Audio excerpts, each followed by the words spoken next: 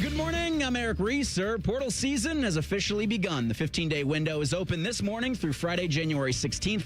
As of right now, 10 scholarship Buckeyes have announced plans to transfer from Columbus. That includes running back James Peoples and quarterback Lincoln Keenholz. On the field, a Big Ten team will play for the national championship for the third year in a row. Indiana and Oregon advanced in CFP quarterfinal games on Thursday. The Hoosiers and Ducks will meet next Friday in the Peach Bowl. Ole Miss upset Georgia 39-34 last night in the Sugar Bowl. The Rebels will play Miami next Thursday in the Fiesta Bowl. And we're 35 days out from the Winter Olympics. This morning, USA Hockey announced their roster for the games in Italy. Jackets defenseman Zach Werenski was named to the squad. First Olympic Games for NHL players since 2014. This update is sponsored by BMI Federal Credit Union. Need help recovering from the holidays? Get a holiday loan from BMI Federal Credit Union. Visit bmifcu.org/holiday loan. Your morning just got more interesting. Distilled and barrel-picked for your listening pleasure. Bo Bishop, a local sports media legend. What William T. Sherman was to the Union Army, he is to Northern College football. A husband, a father, and middling youth sports coach. He's friends with Central Ohio sporting royalty. Talking to Ohio State Athletic Director Ross Bjorken. Coach Day walking on with us right now. Good to see you, buddy. Good buddy, Austin Ward. My good buddy Tim May, the Tim May Show. The great Doug Lavery's joining us. Hi, everybody. Dom Tiberi here. Oh, Reese came in and he handed me papers. Yeah, and then and then he said, "You see that button? That's the only button you need to worry about. Don't touch. There's 8,000 buttons in front of me." Oh, I didn't know what he was talking about. The one that says on. We blew the budget on this imaging, and only two guys answered our ad on Craigslist. Ryan Baker and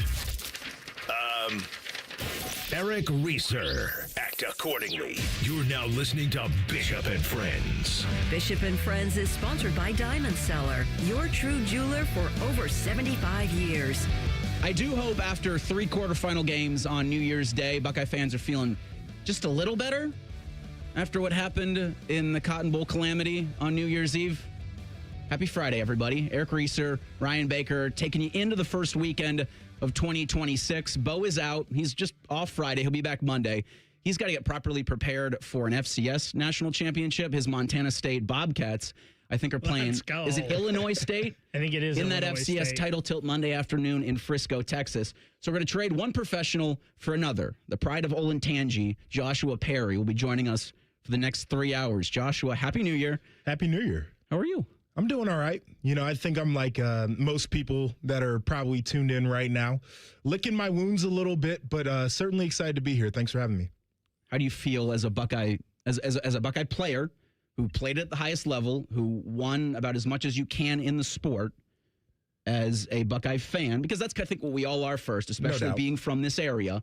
How do you feel now 2 days removed from the Cotton Bowl? So it's hard to parse through, right? Like, I think there are a lot of narratives that have been created out of that game. And for me, it's, first off, 12-0 in the regular season is not a tiny feat. Like, we watch teams lose games that they should win all the time. And to make it to the Big Ten championship, all that kind of stuff, you beat your rival, that is all a big deal. But, you know, narrow margin loss in the Big Ten championship doesn't feel good.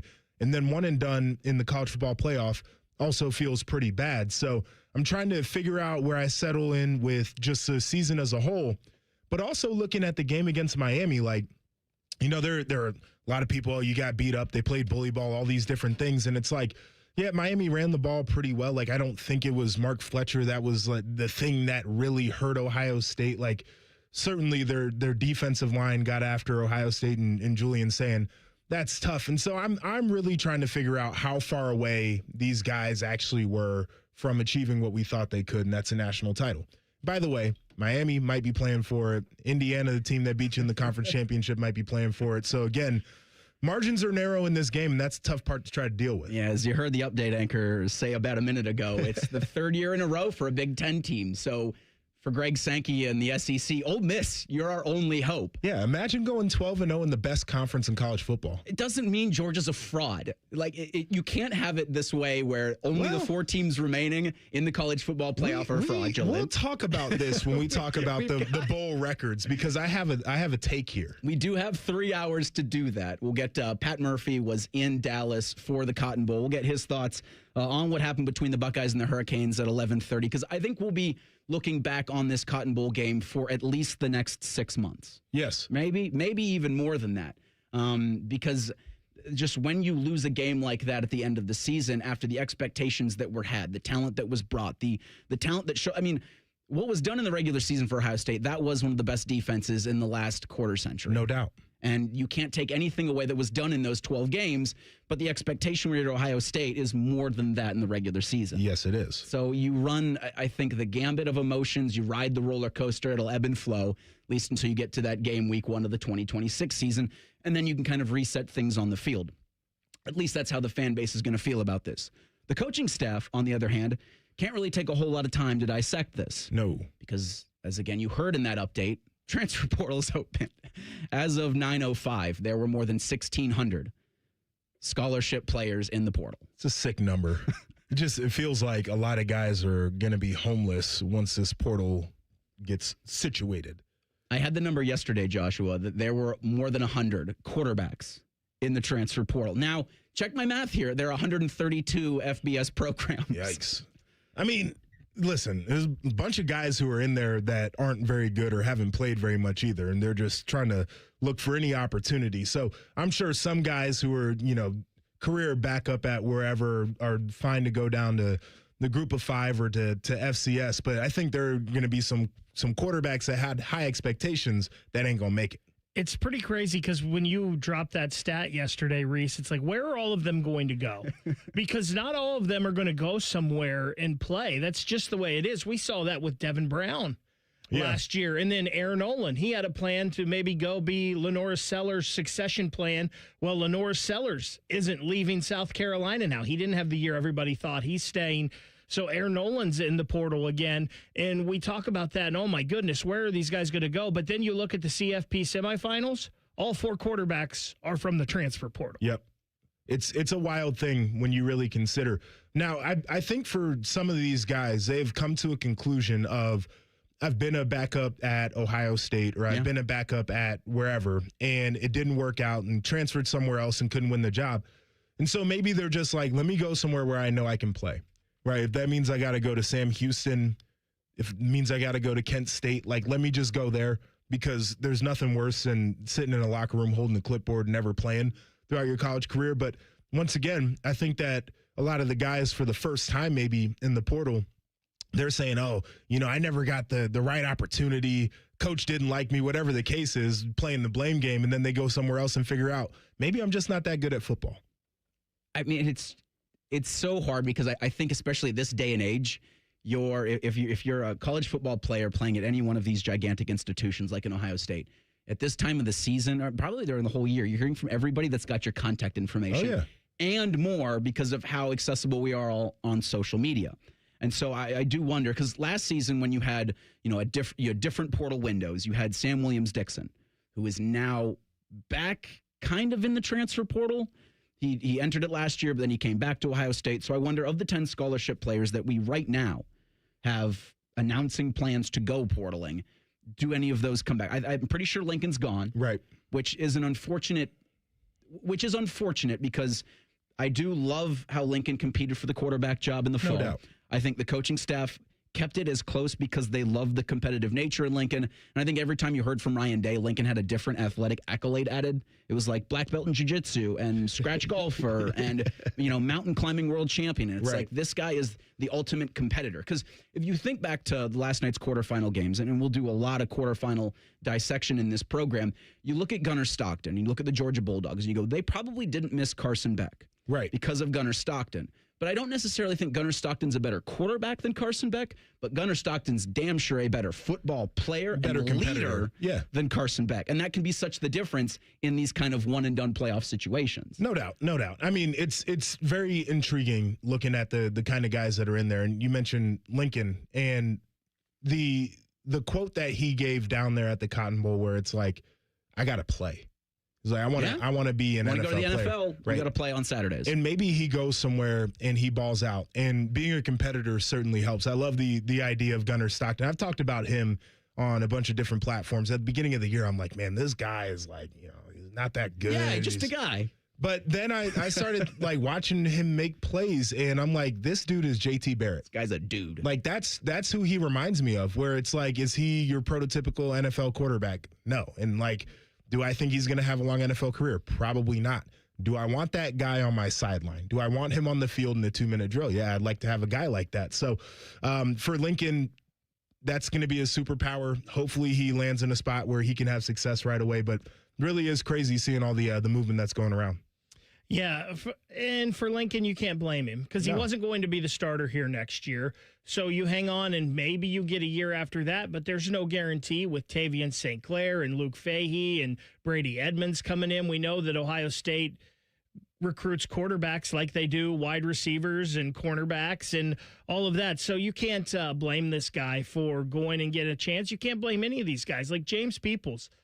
He's a super talented running back, and he had some issues at the beginning of the year. I thought going side to side, he kind of fixed those as the season went on, and he got better. But you've got Bo Jackson, who just rushed for 1,000 yards as a freshman. Like, you got to go get a chance to play. So you can go play anywhere nowadays, and they're going to find you, especially. Look at Trinidad Chambliss last night. This dude just won a D2 national championship at Ferris State, comes to Ole Miss to be the backup, ends up being the starter, and he was doing some things last night that you're like, quarterback shouldn't be doing that. What's he running 20 yards the wrong way? Ran into the end zone. The dude's just making plays. I think it goes back to that advice that Urban would always call them the third uncles are giving guys, because you can't all be Fernando Mendoza. You can't all be Trinidad Chambliss. Let's talk about the third uncle thing, because I feel like that's how you get to this amount of kids in the portal, and it's become worse. Because before it was like, literally your uncle telling you, coach doesn't know what he's talking about. Well, now that guy's your agent. Or you have like an agent that's not your uncle, but he's some dude who just came out of the woodwork because he saw an opportunity with name, image, and likeness. And more, I feel like young people need to seek the proper advice, and some of them just don't have it. Like they've got parents that have ulterior motives, and they don't trust their high school coach or whatever the case is. And that's one of the big challenges here is you got everybody telling you you're too good to be sitting around. And the reality is they don't watch practice, and they don't see you making all the mistakes, and they don't know that your habits aren't where they need to be a great player. We've crossed the 1,700 player threshold in the transfer portal. Again, it's open through next Friday. Well, right now, there's 1,731 have committed, so that's 1.82%. Oh, there you go. Per on 3. The number will keep growing. I don't know about that commitment number. Again, just the first Friday will go to January 16th. His college football calendar is all over the place.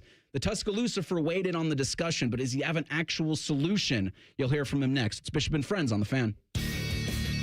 We're the highest rated sports radio station in America. There's no joke there. We just are. The Fan, Ohio's sports destination. Hey, it's Austin Ward. Listen to The Beat with Austin and Byrne, now powered by the Waterworks and Header Heating, Cooling, and Plumbing. Get the latest Buckeye news, insights, and unbeatable analysis every day. Don't miss a moment. Stream The Beat with Austin and Byrne, sponsored by the Waterworks and Header Heating, Cooling, and Plumbing. Hey guys, 13-year NFL veteran and Super Bowl champion Jason McCourty here, and I'm the Innovation Ambassador at FAIR, Food Allergy and Research Education. I would say the most challenging thing as a parent of a kid who has a food allergy is probably the ignorance that I myself had in the beginning. I didn't know what anaphylactic shock was. I didn't know the dangers, let alone the things that she needed to be able to have a normal life. When you go to drop your kid off, on every single time in the beginning, we'd have to go through everything she was allergic to. Preparation is everything. And me, for playing football for 13 years, it was all throughout the course of the week. It's getting ready for game day. When you're on the field, you're playing for your fans. At home, you're playing for your family. My playbook, read labels, keep it allergy friendly, and have an epinephrine nasal spray as a backup plan. Because when my family's safe from food allergens, that's the real victory. Visit foodallergy.org to learn more. I'm back to doing what I love and more. Thanks to the Good Feet store.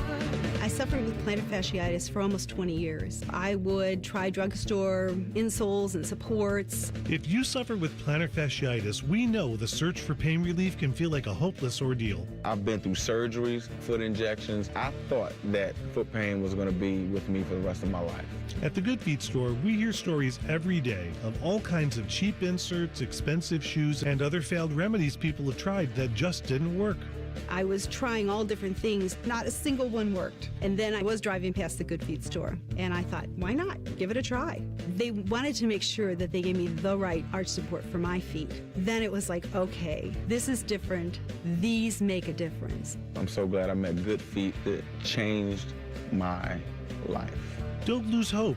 Give the Good Feet store a try. Visit the Good Feet store on Polaris Parkway near the Polaris Mall or on Stringtown Road at Grove City. Wildlife around the globe needs help. And when you help protect them, you become a friend of the San Diego Zoo Wildlife Alliance. Thank you for being a friend. Travel down the road and back again. Your heart is true. You're a pal and a confidant. Thank you for helping protect wildlife around the globe. Without you, there's no them. Learn more at sdzwa.org/friend. Back in the day, if you wanted to listen to the Fan, you turned on the radio, and that was the end of the story. But now, oh baby, stream us live on the Fan app. TuneIn app, iHeart app, we're everywhere. The Fan, Ohio's streaming destination. After my accident, people warned me to slow down. I said, I don't know how. Thanks to my VA care team, I haven't. At VA, we're using technology to help veterans recover faster and live their lives to the fullest. Learn more at vacareers.va.gov/PSA.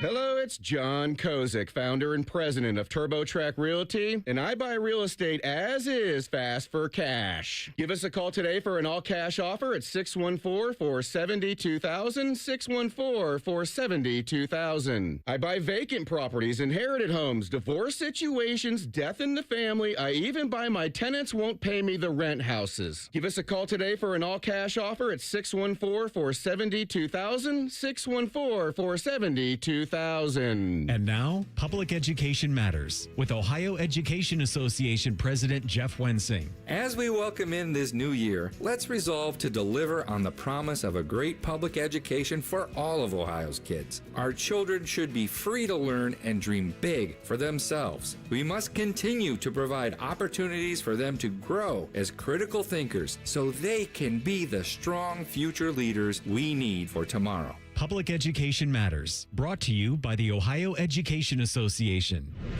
Fan weather. From the Logan AC and Heat Services Weather Center. Mostly sunny skies are expected here for your Friday with temperatures around 30 degrees here for this afternoon. Winds out of the northwest at 5 to 10 miles per hour. And then for the weekend, we are looking at a mix of clouds and sunshine with more clouds on Saturday. Highs around 30 degrees here for Saturday and Sunday. And that's a look at your 10 weather impact forecast. I'm meteorologist Aaron White here on 97.1 The Fan. Are you working? Because we barely are. It's Football Friday. Sponsored by Tansky Sawmill Toyota. Your home for football and quiet quitting. The Fan. We'll read your emails on the air, but we won't tell you where to send them. Hey, we're not doing all the work for you. This is Bishop and Friends. Get in, losers. We're going portaling. Eric Reeser, Ryan Baker, Joshua Perry rolling along on this first Friday, the first actual Friday in the year 2026. It's going to take me a month to stop putting 2025 on things. I know there's a lot of people, right, that are in that same boat. We've got in college athletics, I think, an issue of problems with no solutions and less accountability. Sure. And the transfer portal, as you've seen, now ballooning to over 1,700 players. And again, I still think there are 132 schools. So this is wild to have to do this 15-day portal window 2 days after for Ohio State losing in the Cotton Bowl. Now, you've still got 4 teams that are going to be playing in semifinal games next Thursday and Friday, and the national championship's not till January 19th. Yeah, I think there's a Duke's Mayo Bowl still to be played. The Mayo is getting dumped tonight. Yeah. How can this be? This is untenable.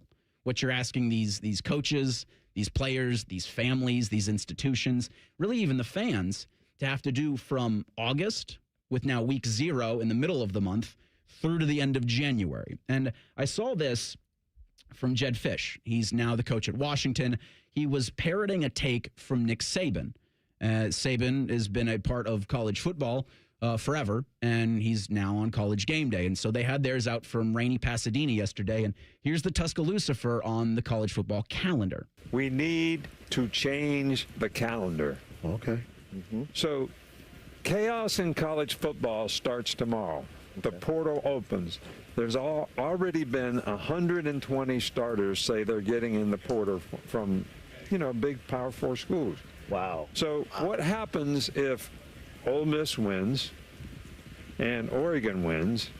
So Oregon's got 2 coordinators trying to take guys from their team to their team and guys from other teams to their team. Yep. And Ole Miss has got 6 coaches going to LSU trying to take guys to LSU from their team, but they got to play a game. Right. So bad. Now, is that chaos or is that chaos? Yeah, so totally. This whole college football calendar needs to change. That would be my New Year's resolution. But I've heard, and Herb Street will follow with that, that he's heard that, yes, this has to change. I think we as a college football media, as a college football fan base, and now you've heard, one of the most influential voices in the sport say that this needs to change. And I was hearing all day yesterday while watching the college football quarterfinal games, how many Saban assistants, how many Saban lieutenants are going to be in the college football semifinal. Sure. All of the schools represented by a guy who was on Saban's staff. So I looked to Nick and I go, can't you call up your buddies, get them together in a room, because it has to be from the coaches, Joshua, to make the kind of change that Nick is talking about. That's the problem, is everybody's going to whine and piss and moan about, oh, it's untenable and we don't like the schedule and we need to fix it. But the coaches are the ones that got it to this place. They're the ones that got the portal to just be this one portal that's opening today. They're the ones who will not move off of the early signing period because they want to get all their guys on campus as early as possible. So as much as we complain about the college football calendar, the coaches have asked for this calendar. Now, the hiring cycle, I think, is a real issue, but what do you want to do about that? The only way to me that you can really fix that is if you move the national championship up and then you make a rule like the NFL that says you can't do your hiring until after the national championship. That, to me, would be the one big thing that would have to, catastrophically change the calendar. But all these other issues that we're going through and everything that people see as a problem, the coaches ask for it. So they ask for something, and then they get mad when they get what they want. That's the biggest problem for me. And I think it is funny because I was thinking the same thing when I was hearing Saban talk about that. And Saban's no longer in the SEC, obviously, but the SEC pushed for this. They wanted the one portal in January. For whatever reason, the SEC conference commissioners and Greg Sankey wanted this. Now, you can say it's for academic reasons. You can say, well, there's other sports to consider too. Well, we always just look at it from a football side of things because football is what makes all the money.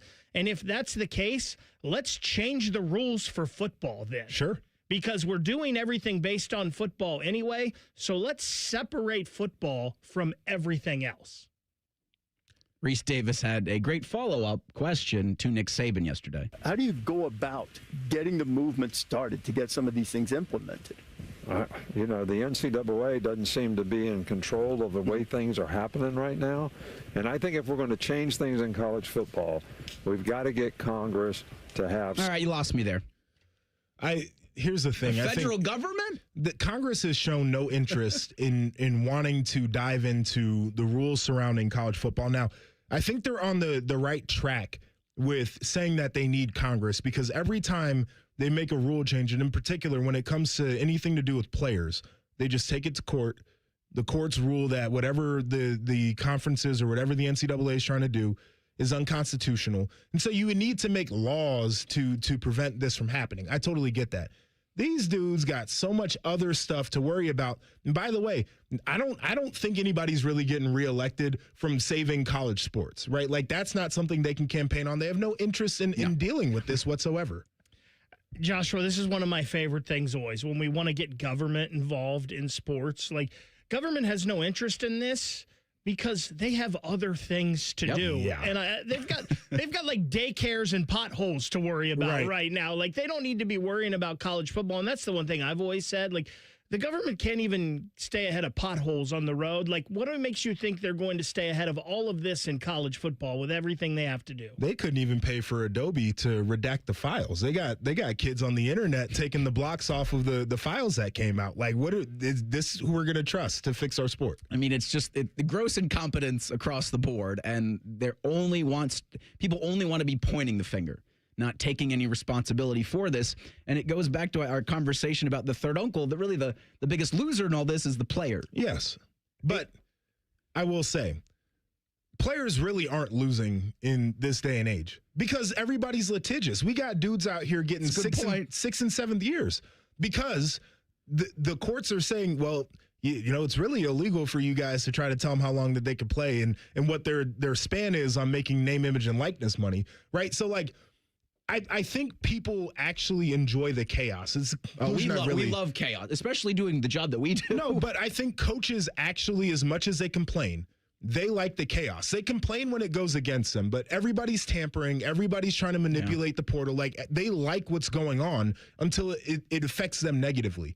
The players like this chaos because they're just like, we're going to go to court and we're going to get whatever they want, right? So, like, yes, we need solutions, but at the same time, I think that people are kind of like, well, as long as we can manipulate it, we'll figure out how to do it. We got Chaz Coleman asking for $4 million in the transfer portal. I think the players are okay with it. They're perfectly fine. They like this. Someone's going to give Chaz Coleman the $4 million. I'm telling you right now, I'm 10 years too old. I think of you and Tyvis a lot when I see these. Like, when there was an announcement that was made before last football season by Carson Beck's representation that he was the highest paid college athlete of all time. And I don't know how the hell you prove that. I don't know either. But Cardale Jones brought it to the forefront, and then he got kind of cold taked on it after the Cotton Bowl.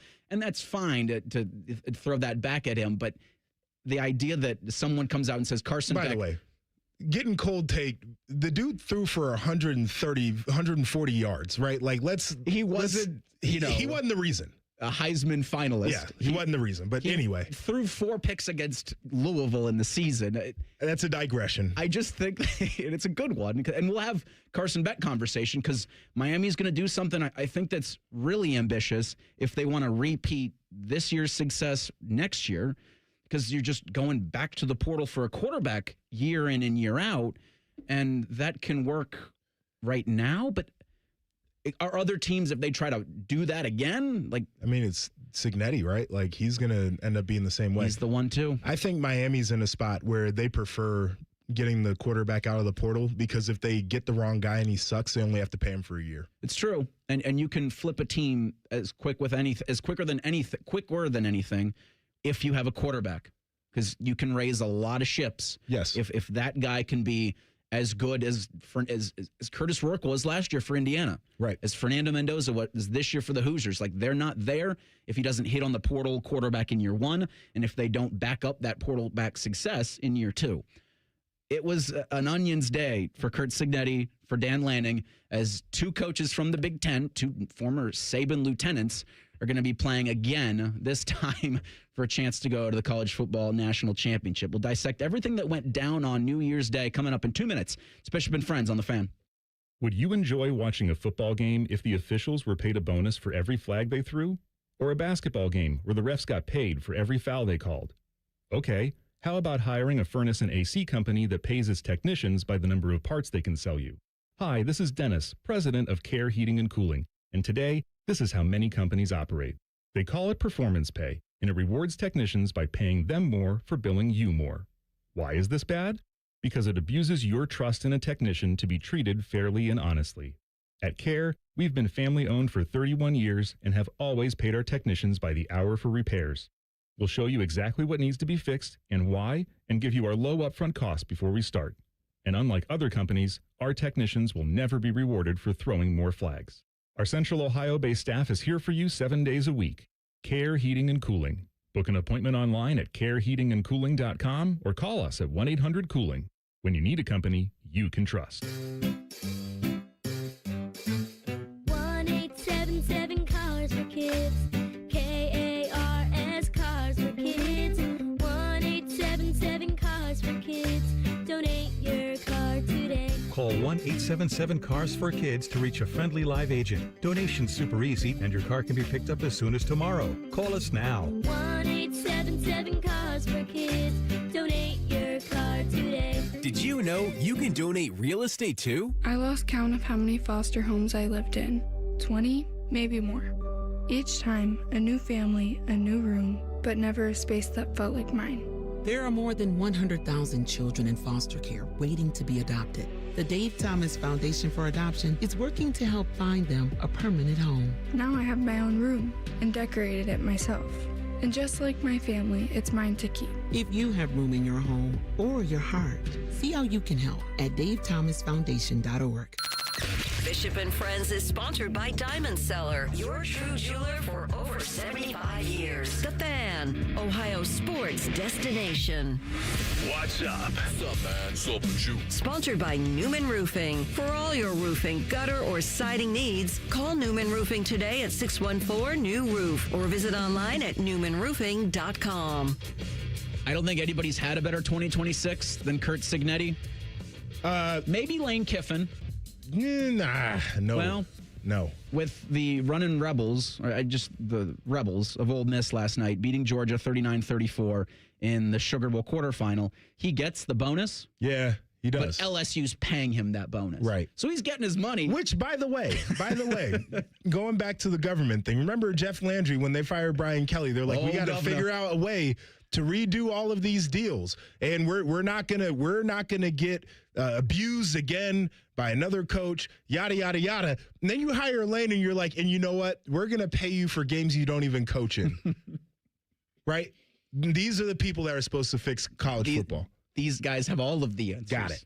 Got it. And all of his coaches still coaching at Ole Miss. Right. Who knows how much longer that's going to go. Maybe they'll even want to end up staying. Maybe they'll be like, hey, we can win here without going to LSU. I had the thought last night as that game was coming to a close, and I'm like, all these players that they swear they're going to get out of the portal that have to continue to play now, these coaches that he loaned out to him, expecting them to come back. Very curious to see what happens with all that. Because if it was me, I'd be like, it's kind of good over here. Because now Pete Golding and his staff, Charlie Weiss Jr., Joe Judge made an appearance. I forgot he existed. Joe Judge, what a guy. But obviously having some issues before the half, not being able to get that field goal unit. That was a brain-dead play. You catch the ball on the sideline, and you say, you know what? With no timeouts and 8 seconds on the clock, I'm making a beeline for the middle of the field. Bad ball. But it was an incredible performance from Trinidad Chambliss, an even better performance from Ole Miss's kicker, who's automatic from 55. And I watch him make those kicks, and I hear that he's a Western Kentucky transfer, and I go, it's been 4 seasons for Ohio State. We can't make 50-yarders. Why not? I would tamper, make him the first $1 million kicker. I don't care. Go get him. Doesn't it feel, after at least what Ohio State's been through, that's worth it? I would do it. I mean, it's not my money. There's the best kicker in the Big Ten's in the portal. Illinois guy. I mean, something's got to give. I was thinking about that with Michigan Zavada, I think, because he was Big Ten Kicker of the Year in 24. And then he got in his head. Yeah, it was good that they didn't make that, they didn't tamper or make that portal investment. We had to wait all day, I think, till a really competitive game, and it was in that Sugar Bowl quarterfinal. But I enjoyed the hell out of watching Indiana football. Yeah. And I don't want to say too much because it was Alabama, and it is always fun watching, one of the blue blood programs in the country get rolled like that by Indiana. Like, I don't think you have to do this anymore, but earlier in the season when Indiana goes to Eugene and they beat Oregon, a really good Oregon team, as you saw yesterday, it should have, I think, to everybody that wants to quote no ball, put them on notice and saying, no, Indiana's legit. And people were still kind of waiting on it. And then, Joshua, when they went into Happy Valley, this Hoosier squad, for the first time all time, and beat Penn State for the first time all time in Happy Valley, you should have then, people were still hesitant because it's Indiana. Right. And then in the Big Ten championship game, that lead up there, no, Ohio State's got this. Not so fast. Indiana's probably going to win the national championship. I'm comfortable saying that now, 2 weeks out. It's a wild thing to say. They open as 4.5-point favorites over Oregon. We've already seen that game. Sure. Now, we have seen some other rematches. It's like the one Miss that Georgia. we got for the nightcap. So you never know what happens. But the reality for Indiana is, number one, Fernando Mendoza is phenomenal. And I have a little bit of an issue with him as an NFL prospect. And I'm not going to get into all of those things. I think he likes to look at the pass rush a little bit too much and if you can change up the pictures in the back end. But nobody's really been able to rattle him all too much. And at the end of the games, he's been clutch. So you got that. You got a run game that's aggressive, offensive line that protects really well. They run block really well. But it's the defense for me. And this kind of started the trend with Julian saying, I think that continued in the Cotton Bowl. But they do a really good job up front of creating ways to make sure players are unblocked through movement. And in the back end, they give you all kinds of different looks, so it's hard to diagnose. And so I look at that team, and everybody talks about blue chip ratio and personnel. I look at that team, and I'm like, okay, but what are your answers? Like, what are the actual answers that you have? Like, what are you going to do when you come up against that defense? And those guys are moving and twisting around up front, and you've got safeties dropping, you got safeties rushing, you got linemen dropping out, you got linebackers plugging holes. What are you going to do? And nobody's really had a good answer for it this year. 35-3 or 38-3 was the final. It was the largest Alabama loss since Arkansas beat the Tide 42-6 back in 1998. This for an Alabama program, their worst postseason loss in history. I think looking at Alabama, I didn't think that they should have been in the playoffs. And Probably I know not. People had the discussion. It was a Miami Notre Dame thing. And that last weekend, I kept saying that the discussion really should have been Miami versus Alabama, because Alabama got blown out twice this year, and they lost their conference championship game. Blowout fashion, didn't drop at all. Like, that to me was egregious. And so you put them up against a real team, and you see what the issues are. Can't run the football. I know Ty Simpson got hurt, but he's a little bit of a hero ball guy. And Alabama's defense, to me, looked like what they looked like in the beginning of the year when they played Florida State. A little bit soft, can push them around a little bit, got exposed in the back end. And it's wild seeing Alabama look that bad, but when Indiana's doing it, like, those people down south right now are probably going crazy. I keep going back to, it's not necessarily yesterday for me wasn't about Alabama. It was about what Indiana did and what Indiana's doing. And also the Ryan Williams conundrum. I don't know if there's a better word for it, because he bursts out onto the scene as a 17-year-old. I think he turns 18 in February. Yeah. I mean, for this guy to just kind of disappear and them to seemingly forget about him, and yet he's still going to, at least he's announced his intentions to remain at Alabama, but that's probably one of the, if not the most coveted players, if you can get him out of the transfer portal. Alabama's in an interesting spot, but yeah, I think for Indiana, again, Kirk Cignetti, Pat Coogan being the first lineman to win the Rose Bowl MVP. I mean, hilarious. They were great. That Indiana offense, see, it's still hard for me to say. Yeah. So I'm just not used to saying Indiana's one game away from the national championship. So let's talk about this real quick. Kurt Cignetti is the best coach in college football right now. I think there's a conspiracy that Nick Saban tried to hide him from the world. Nick Saban retired right when Kurt Cignetti went to Indiana, right? Like, he knew the powers that Kurt Cignetti had and forced this guy to go Division II and climb his way up the ranks. The thing that's so interesting to me is I don't think a blue blood would have ever hired him. Like, we know the path. Went from Alabama, goes D2, then goes to Elon, and then goes to JMU. Yeah. And I just don't think that a blue blood in Ohio State and Michigan, right, Alabama, Notre Dame, I don't think they ever would have hired that guy. Like, Indiana was the only spot that was like, yeah, dude, we're ready for you. And think about that. The best coach in the game right now, and his best opportunity to be a Power 4 ball coach was at Indiana. The losingest program in Division I. Well, not anymore. Nope. And again, one game away. They open as favorites against the Oregon Ducks. We've seen that game before. It happened in Eugene earlier on in the season. Tough to beat a team twice. I think Oregon benefited from not... The weirdest question from yesterday, Joshua, was, do you want a bye? Yeah. And I think Indiana put that, I think they put it to bed, because Oregon also got kind of a bye. Right. They had a similar layoff because they didn't play in the Big Ten championship game. Now, it's the question of, would you want to go back and tell Dan Lanning, hey, you got to lose to Indiana.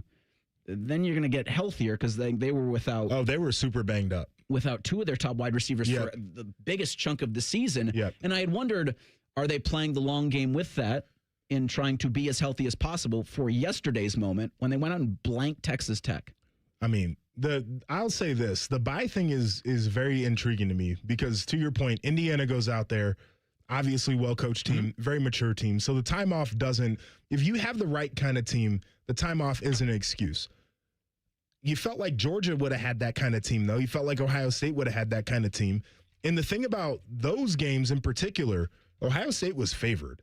Georgia was favored. And a lot of these games where we're looking at the teams that had a bye, Texas Tech was the dog. You go back to last year, Boise had the bye. They played Penn State. They were an underdog in that game, right? Like the teams that had typically won this round were the teams that were favored, regardless of if they had a bye or not. And so I think it's an interesting thing here. Like maybe it does have some sort of effect, but generally the team that is better or is playing better ball at the time is the one that's going to win the ball game. I will say this, and if you want to talk about the buys from yesterday and what happened for Wednesday night, that's okay. I think last year you have to throw it out the window. Yeah, the seeding was bad. Yeah, the seeding was bad, and I think those teams that won were the better teams. And Ohio State and Oregon was such an anomaly because I don't think there was any doubt Ohio State was one of the two best teams in college football last year. They just underachieved against Michigan and ended up where they were and ended up even worse because, as you said, Joshua, the seeding was bad. I don't think anybody really thought Texas Tech was a better team than Oregon, and Oregon was favored, as you mentioned. I think Ohio State may just not have had the best game plan, quite frankly, against Miami. Indiana hammered Alabama, and it's hard to beat a team twice in 1 year, and that's what you had in Georgia and Ole Miss, and that first game was close. Ole Miss was up by 10 in the fourth quarter, and Georgia came back and won. It was close right down to the wire yesterday. So I think we need some more data on the buys to say if the buys are really worth it or not. Well, to that point about the Georgia Ole Miss game yesterday, too, like Georgia came out humming. They were up early in that game, right? It's usually when you talk about the buy, it's like, oh, teams come out sluggish and they're making mistakes. Like, no. Or the other team that played the week before is the one that runs out of gas because they're more tired. Like, no, that wasn't the case. It was the exact opposite of that. And Baker, I laughed because you said we need more data on it. Unfortunately, we're not going to get more data points on a 12-team playoff. And I'm okay with that. First round, because we expanded in January, or later this month, baby. So I'm a contractionist.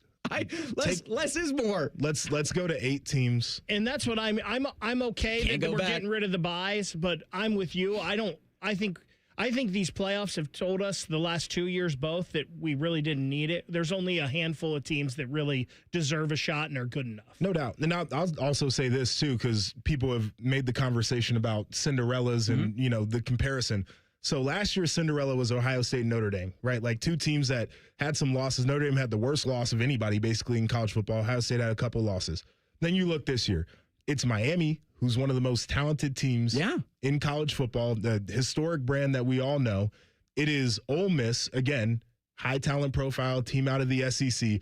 It's Oregon, highly capitalized roster, a bunch of 4- and 5-star players.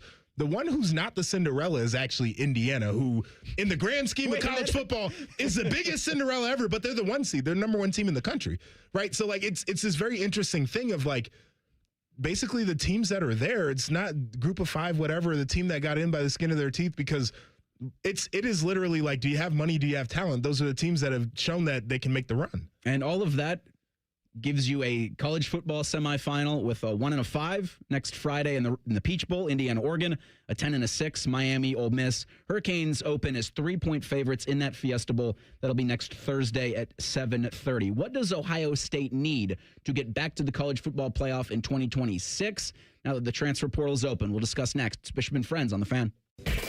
Tweet from a listener. Are you carrying the Buckeye game today? Considering we've never not carried one, yes. The answer is yes. The Fan. Enjoy more ways to save at Kroger, like low prices in every aisle. And you can clip and save more with digital coupons in the Kroger app. Plus, you can earn fuel points to save up to $1 per gallon at the pump. So it's always easy to save big. Kroger, fresh for everyone. Savings may vary by state. Fuel restrictions apply. See site for details. During our BOGO sale, select fresh Tyson chicken, Giant General Mills cereal, Entenmann's, and more are buy one, get one free with your card. Kroger, fresh for everyone.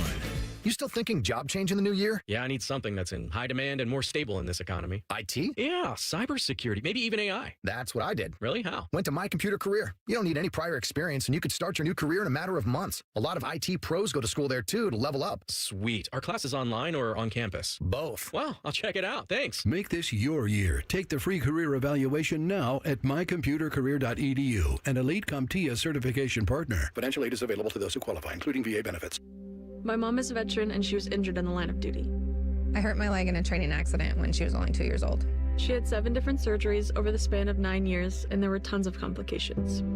I couldn't be the mom my kids needed me to be. She missed so much. After my last surgery, I got an infection so bad I thought it was going to kill me. I told her she couldn't leave me yet. There was still so much she had to see. I hadn't even graduated. I'm doing much better now. I may have lost my leg, but I've gained so much. I'm an active part of my kids' lives. She can kick a mean soccer ball. DAV's been there for me and my family. Through thick and thin, they've had our back. Every year, DAV helps more than 1 million veterans like Sandy get the health and disability benefits they've earned so they can achieve victories great and small. My victory is getting my life back. I got my joy back. We got our mom back, thanks to DAV. Support more victories for veterans. Go to DAV.org. Hey there, Jane Lynch here. You want to hear something funny? Too bad. You want to hear something uplifting that will inspire you? Good. Because today, I want to talk to you about Direct Relief, a humanitarian organization that does seriously good work when it counts. Fires, hurricanes, earthquakes. When disaster strikes, Direct Relief immediately shows up with medicines, medical supplies, and everything doctors and nurses need to save lives. Let's ship her out! Every day across the United States and around the world, they're making an enormous difference. If someone needs help, Direct Relief helps. No politics, no red tape. Hey, what you doing over there? Oh, I'm packing insulin for kids with diabetes. See, every box here is literally a lifeline for someone in critical need. So check them out at directrelief.org. You might just bring a smile to someone's face. Can't get enough of your favorite fan content? Good news, we're on all the digitals. Follow 971 The Fan on X, Facebook, YouTube, The Talk, and Gram. Your digital home for endless shenanigans. The Fan. Now's the time to buy or renew your 2026 dog licenses. Not only are dog licenses required by law, but fees support the Franklin County Dog Shelter and Adoption Center. Buy or renew your dog licenses today at franklincountyauditor.com. Your child's oral health milestones matter. By age 1, see a pediatric dentist to establish good oral health habits. At 7, see an orthodontist to check your child's bite, teeth, and jaws. Around 15, visit an oral and maxillofacial surgeon to have your child's wisdom teeth examined. Remember, milestones met, healthy teeth set. Visit milestonesmet.org. For the past 100 years, Shriners Children's has become family to over 1.5 million kids. In tough times and good times, they're there when we need them most. Please go online right now to loveshriners.org. All your favorite fan shows are available when you want them. Head to 971thefan.com and hit that subscribe button. The Fan, Ohio sports destination. Connect with the show on X at 971BFS. Jump in our YouTube chat or just send a raven. You're listening to Bishop and Friends. So you don't get time anymore to celebrate or kind of wallow in defeat. You know, last year I kept thinking of the image of the hefty man in a red coat handing Ryan Day the Rose Bowl trophy. Yeah. And hefty looking man. at Ryan thinking and seeing on his face, great, this is a fun thing to have. I've got a college football playoff semifinal to think about. Have you ever heard Urban telling the story about winning the title? And immediately he's on the phone in the locker room calling recruits. And it was a different world back then. Sure. But these guys have always kind of made the choice to never live in the moment and like maximize all the time possible. So like, yeah, I mean, it's worse now because you have to. Yeah. But they have chosen for a very long time to be this way. Yes. And I do think if you want to get this fixed, the fix has to come from the coaches who need to band together and figure out the best way for everybody. And I know as we go and as you're going to see in the next couple of weeks, coaches just looking out for them and themselves, hard to blame them. you're not going to get anything constructive like that done. No, I mean, I'll put it like this: like, do you think Lane Kiffin wants to fix the calendar? Him last night, right? How about him over the last couple of days? I mean, he was yesterday walking hand in hand with Kim Mulkey into the arena, and then it's Portal Eve. Is there a more fun beat to be on right now than the LSU with Lane Kiffin and Kim Mulkey? That's like the new dynamic duo. The image of them holding hands. Mm-hmm. I might get that framed. I need a print of that image. And the best part, for me at least, was Kentucky won on a last-second shot. I think it was like the first win for Kentucky women's basketball at LSU all time. Amazing. That's actually amazing. It couldn't have been put better together. Yes. And then Pete Golding and some of Lane Kiffin's LSU staff beat Georgia. If I'm Lane, I'm calling those dudes, and I'm like, remember when I said if you weren't on this jet, you couldn't come? Well, I'm sending a jet, and I mean it this time. You better be on that, Charlie Weiss Jr. Get to Baton Rouge now. We're done with this. For those of you who missed kind of our earlier conversation, Lane Kiffin has earned bonuses from Ole Miss, from his contract with the Rebels, because of college football playoff wins. Same with Charlie Weiss. LSU's paying those bonuses per their agreement. It's the most insane thing to me. But, I mean, more power to you, right? You have. If I could do a deal like that, yes, I would do it. Because I would like to be that hefty man in the red coat, handing Rose Bowl trophies out, Best going job in around, the world. shaking hands, kissing babies. Because you saw the guy yesterday with Magic Johnson. Sure. Like, who's this person? But he's on the field at the Rose Bowl. The best scene in college football. Hanging out with Magic Johnson. Just handing a coin. Like, hey, how's it going? Pretty damn good. This is why we got to go to 24 teams, guys. 28 maybe. We got to have more money to pay all this. There's a conspiracy because I think a lot of these bowl executives are feeling like their world is getting squeezed because everybody's like, oh, these bowls don't matter. It's just exhibitions. Playoff focus. And I think they are lobbying to have more of these playoff games, and they want them to be bowls. They don't want on-campus games because they want to get the courtesy car, and they want the golf course membership, and they want to wine and dine. It's a job that I want when I retire. It's the greatest job in the world. Like, what are they doing? What do you think's because I heard Dan Lanning, after the Ducks shut out Texas Tech, say a similar thing, that they need to be taken off of at least the first round, the second round, maybe until you get to the semifinals and the title tilt. Those need to be on campus sites for the atmosphere of it. They will never do it. I agree with Dan Lanning on that. And by the way, looking at some of the attendance, I mean, you saw what the Orange Bowl looked like. Yeah, you saw last night. I mean, the Rose Bowl is always people are going to go, but you can't convince me that those environments are what they need to be for games that matter. But these bowl committees will do everything to protect their space in this sport. So it's just not going to happen. And they're going to, but it's not. It's a different time now. It used to be the Rose Bowl was the only trip Ohio State or whoever won the Big Ten made, and that was it. We talked about this last year with Ohio State. You have the game at Tennessee, but then you're all over the place. Yep. You're at the Rose Bowl. You're at the Cotton Bowl. That's somewhere we got to think about fans. One of the things that's so great about college football is the passions of the fan base and the regionality of it, and the South is better than the North. No, actually, we've won the last two. And you're not going to, you can't have those fans. You've got to have the fans involved. And when you're asking them to go 4 different places on a journey to the national championship, it's just not feasible. I mean, I'll use the Orange Bowl as a great example. First off, if you're an Oregon fan, like, it's a long way to travel. Okay. But you're probably also thinking, I feel pretty good about this matchup. Like, this is not the one I'm going to go to. Similarly, for many Ohio State fans, my parents were like, well, we're not going to Dallas. It's not the trip you want to make. But if we were going to take one, I'd rather go somewhere that I would enjoy a little bit more, like Phoenix. And money's finite, right? Like, people can't make all these trips. And so you're seeing folks choose to not go to some of the earlier round games so they can follow their team if they make it to the later ones. They're bad environments. It's not thinking about the fans, but like, it's also not what college football is not played in Hard Rock, right? Like, it's not. It's played at the Horseshoe, right? Like, it's played it's played on campus, and we have to think about that a little bit more.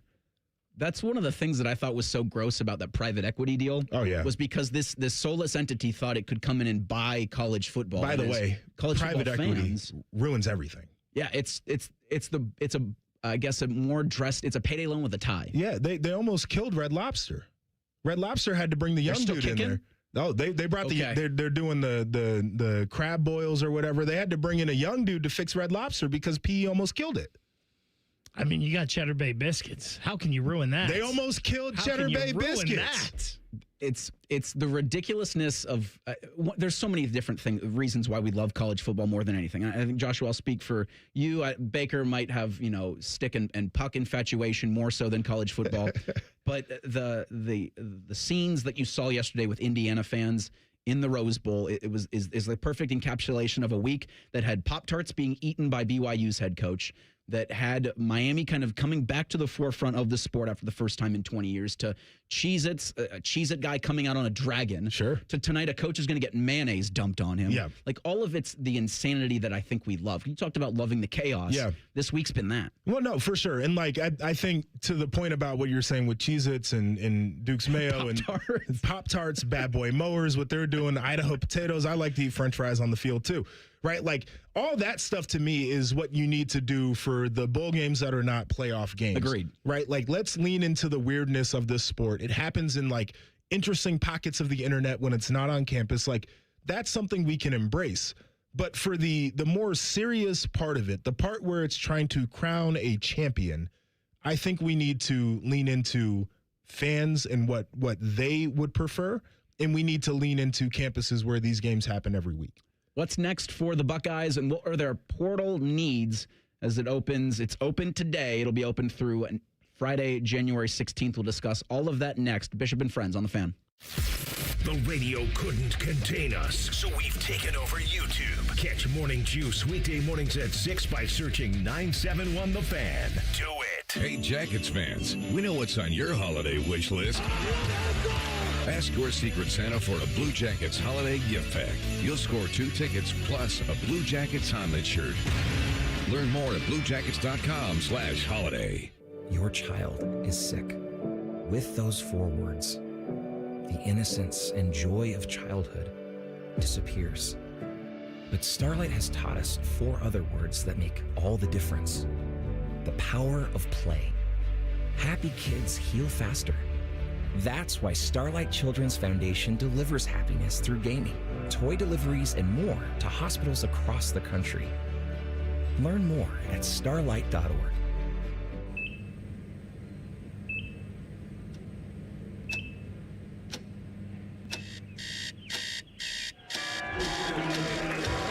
Got this.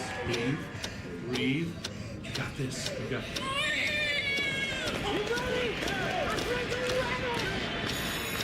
In the moments that truly matter, what do? Rise to the occasion. Ohio Health. It's time. We are the keepers of the wild, America's original and most invested conservationists. For more than 80 years, we've been committed to conserving wildlife and the natural landscapes that define our nation. From rugged alpine ridgelines to peaceful tall grass prairies, we've supported the conservation of more than 36 million acres of American wildlands. Our funding has led to cleaner water, fresher air, and improved wildlife habitat. From abundant fish and waterfowl populations to robust deer and elk herds, nothing is more important than maintaining wild spaces for adventurers to explore and wildlife to thrive. We are America's hunters and target shooters, stewards of the American outdoors.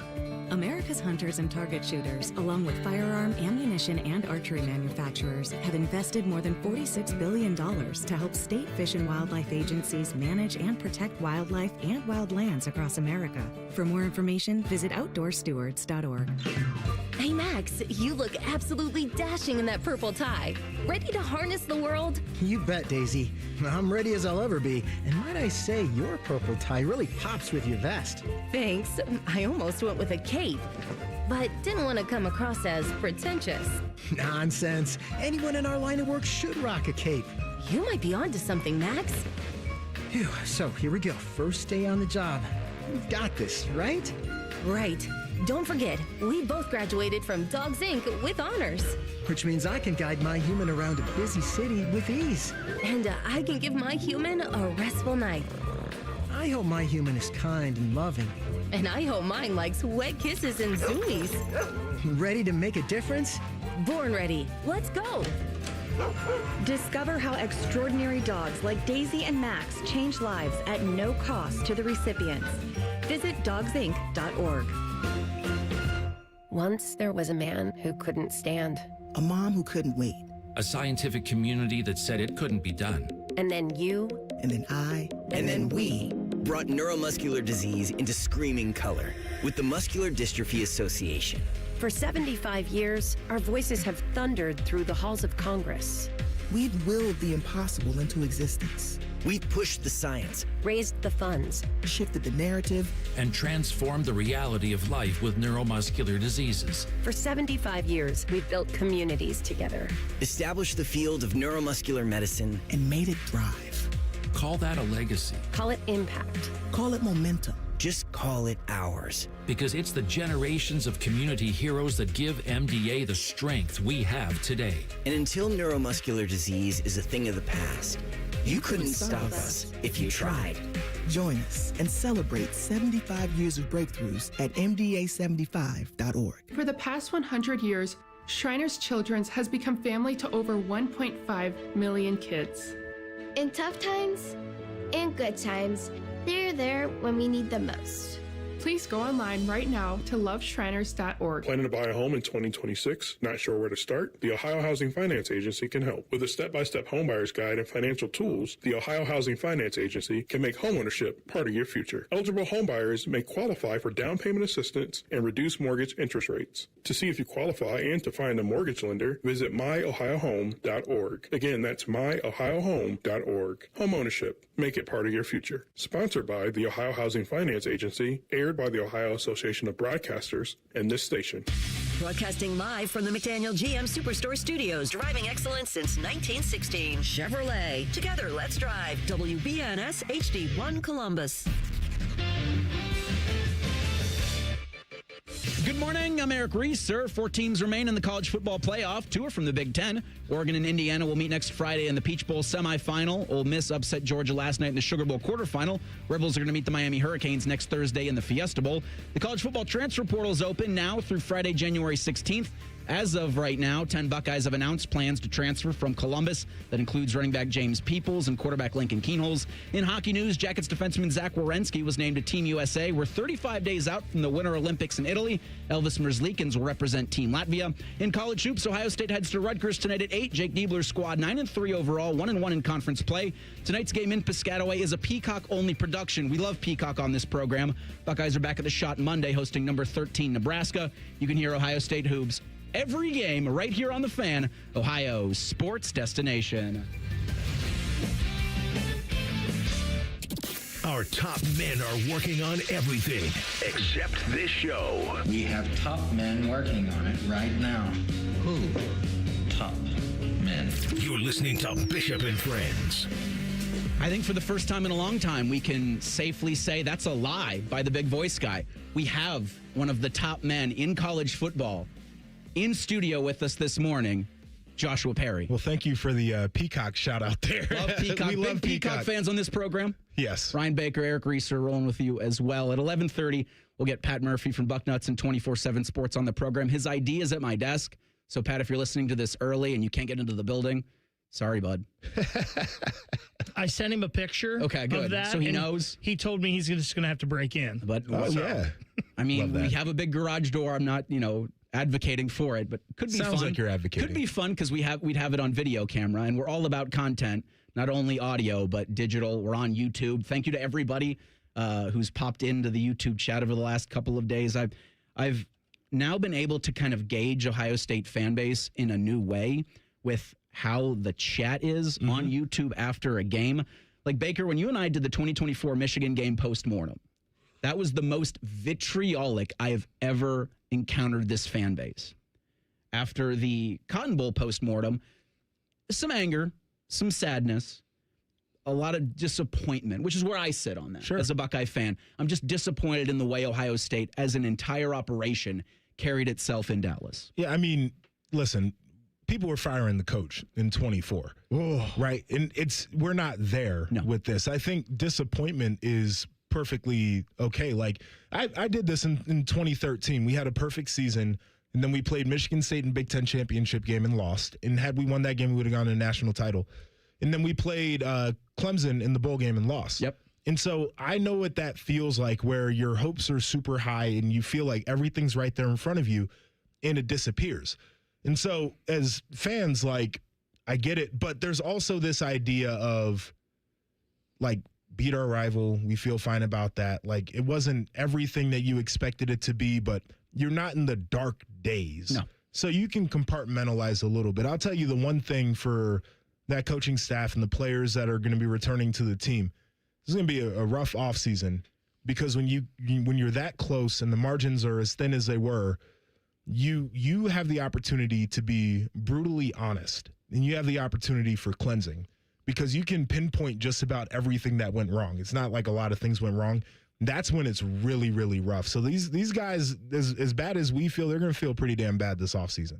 Reese, the other thing I can tell from the YouTube chat the past couple of days, and they say in life, you know you've made it when you have haters. Well, Ohio State has made it. Ohio State football has made it, because the trolls are out strong in the YouTube chat the past couple of days. And it just, as a Buckeye fan, just reaffirms that, yeah, this is the best program in the country. So I said this because I work with a couple of people on the production side at NBC.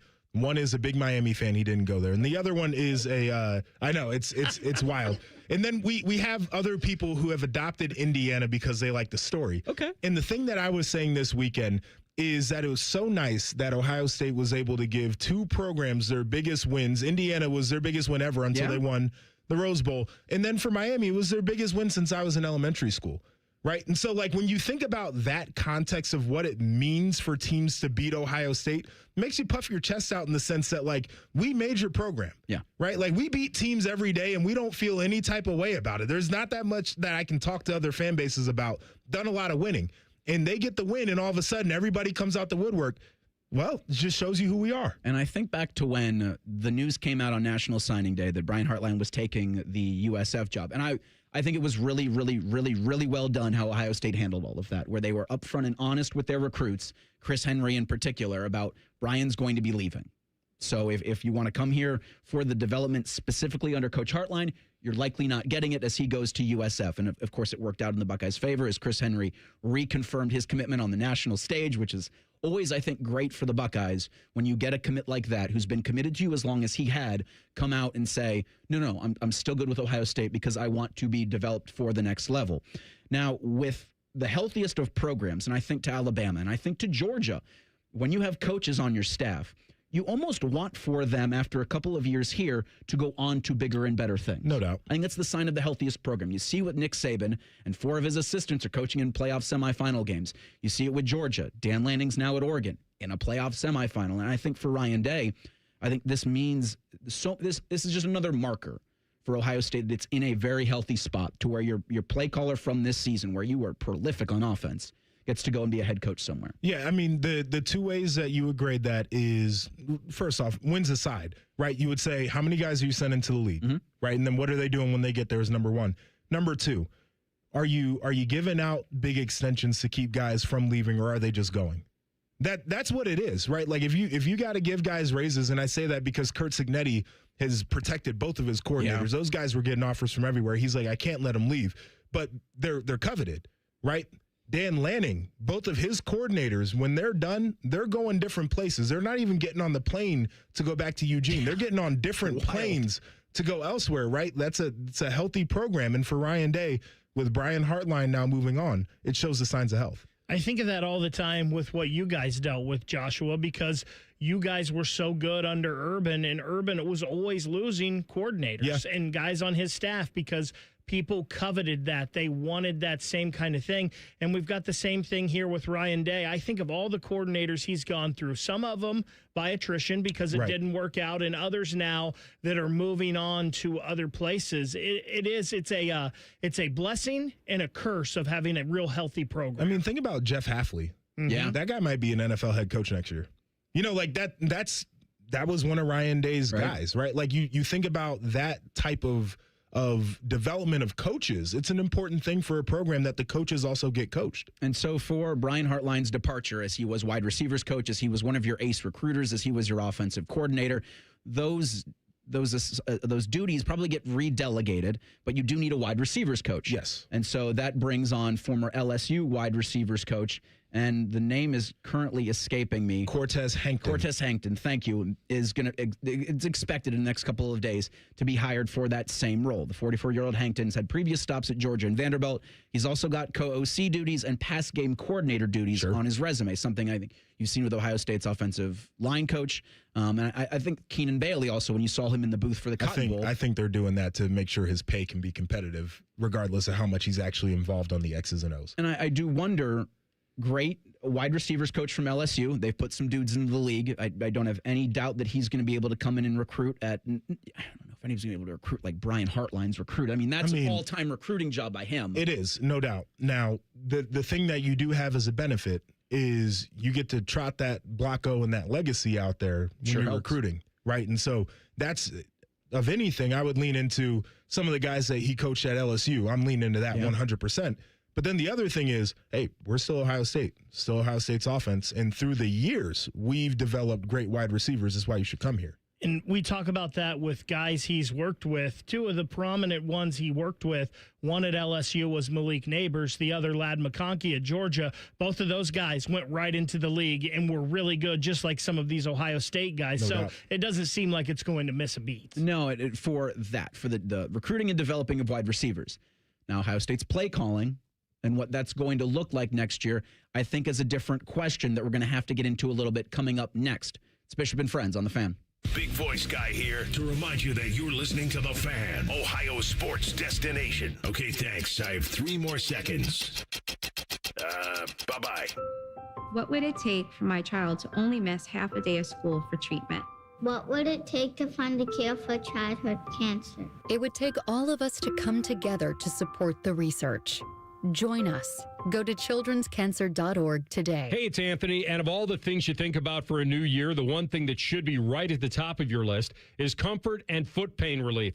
I've told you my personally fit arch supports from the Good Feet store have made a massive difference in my life every day. Every time I leave the house, I feel supported, aligned, and I know my body is going to feel better, not just my feet. My knees feel better, and of course, my lower back. They are so much different than just the over-the-counter insoles. My Good Feet arch supports are designed to balance and strengthen my feet, and I always feel like my feet are being guided into their ideal position. They're strong, supportive, and flexible. I will never wear a pair of shoes without them. When you go to the Good Feet store, you'll get a comprehensive foot analysis by their trained specialist. You'll get a digital foot scan that helps design your personal arch support system and, of course, any follow-up support you need. They have more than 3 decades of helping customers. Make an appointment right now online at goodfeet.com. Good Feet, good life. What does it mean to give 100%? It means giving everything you've got, every single day. That's why the V Foundation gives 100% of every dollar donated directly to cancer research. So no matter what you give, we give 100% for life-saving research victories, 100% to making new discoveries that lead to innovative treatments, 100% to groundbreaking cancer research that could one day save someone you love. We know cancer research is working. Over the last 30 years, an estimated 4.5 million lives have been saved thanks to game-changing research breakthroughs. But there is more work to do. That's why the V Foundation gives 100% of every dollar donated directly to cancer research. We will always give 100% to accelerate victory over cancer. Don't give up. Don't ever give up. Donate today at v.org. Call the folks at Buckeye, night or day. Hi, this is Max with Buckeye Heating, Cooling, and Plumbing. This message is for everyone with a New Year's resolution. You can do it. This year is going to be your best one yet. Be the best because you are the best. You deserve it. Thank you for allowing us to serve you. And when you need us, call 614-683-9911. Call the folks at Buckeye, night or day.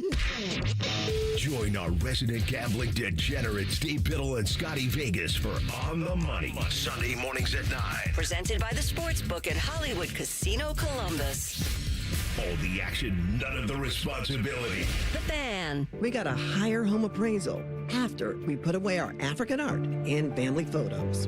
Has this happened to you because of race or national origin? Contact HUD at hud.gov/fair housing. A message from HUD and the National Fair Housing Alliance.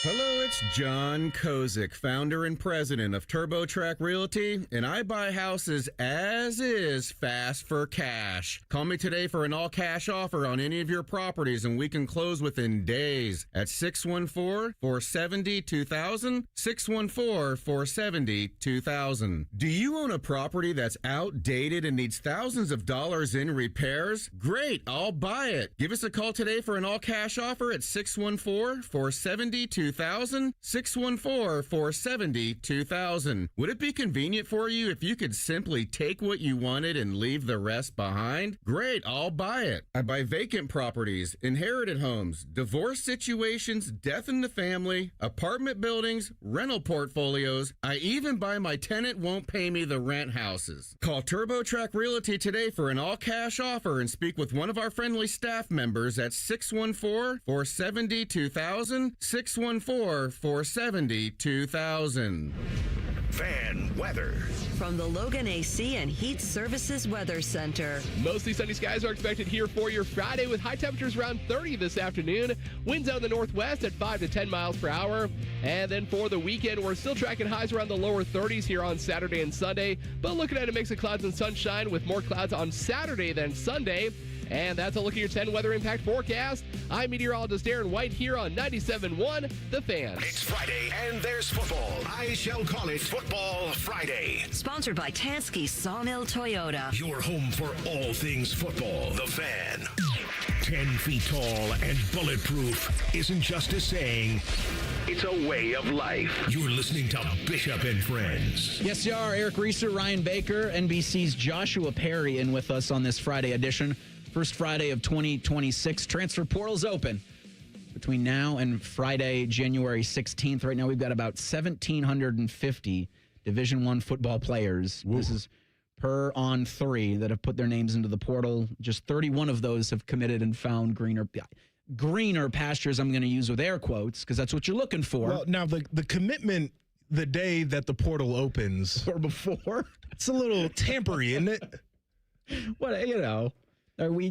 I think people should tamper personally. Nobody's going to stop everybody's tampering. No, we should have the tamper Olympics and see who can tamper the best. Yes, that's the next. Because every month it feels like, and even at a greater pace than that, like 24/7 on 3 have different metrics or different rankings or different things. Like that's the next 24/7 tracker is the tamper tracker, and who's first, second, third, fourth, and fifth in our tampering rankings. I would love to see. Because I said this about Lincoln Riley when they signed 35 players. It's still nuts for a signing class. I'm like, that's probably the only banner Lincoln Riley can hang is the 2026 signing day championship. Sure. Great. Yeah. I don't know what there is to do with that. Because when I think to those kinds of classes that are signed, I look back at Texas A&M when they won the recruiting championship in 2021 or 2022, and they had all these 5 stars, and so many of them were on the defensive line, and none of them finished with the Aggies. Well, I mean, there's going to be attrition when your recruiting pitch is money, and there's going to be attrition when you bring in 35 players at one time. So many kids. You talk about the transfer portal. I was just looking at 24/7 Sports transfer portal ratings. And 3 of the top 6, number 3, number 4, and number 6, there's all been whispers about Ohio State, right? With Chaz Coleman, yes. Cam Coleman, and Coy Parrish. Yeah. So there's a lot of big fish out there right now. Well, let's go get some. Chaz Coleman would be the number 1 for me. I saw Kirk Bowles covers the Longhorns it was the Austin American-Statesman. He might still be there, but when talking about Coleman, the wide receiver out of Auburn, he says Texas is in a good spot with Coleman and has an edge over A&M because of Arch Manning. But the Auburn wide receiver is wanting big money. One source says he may ask for $4 million. $4 million. Huh? I talked about those new metrics that are coming out almost on a monthly basis, but And On3 has the NIL evaluation. And I think Brendan Sorsby, who's the number one portal quarterback right now out of Cincinnati, is number one player according to 24/7. Yeah, according to 24/7, he's number one. That feels a little bit aggressive. Brendan Sorsby, Cincinnati feels quarterback, a little bit aggressive. Has a $1.8 million NIL valuation. And I really want to know, obviously. Indiana quarterback. Yes. Yes, Windiana. We all want to see how the sausage is made, I think more so now than ever and everything. And I really want to know how they come up with that NIL valuation for Brendan Sorsby. I feel like we have a world right now, because we love to consume content, that is just fake metrics, like the ESPN, all these different metrics that they have, the win percentage metrics that they put. So much. Like, how? Somebody send me the formula. I'm like you. I would love to know how you create this stuff, but it's all because we're in a consumption-based society, and it's like, oh, we can look at this and consume it. It's like, guys, it's not telling you anything.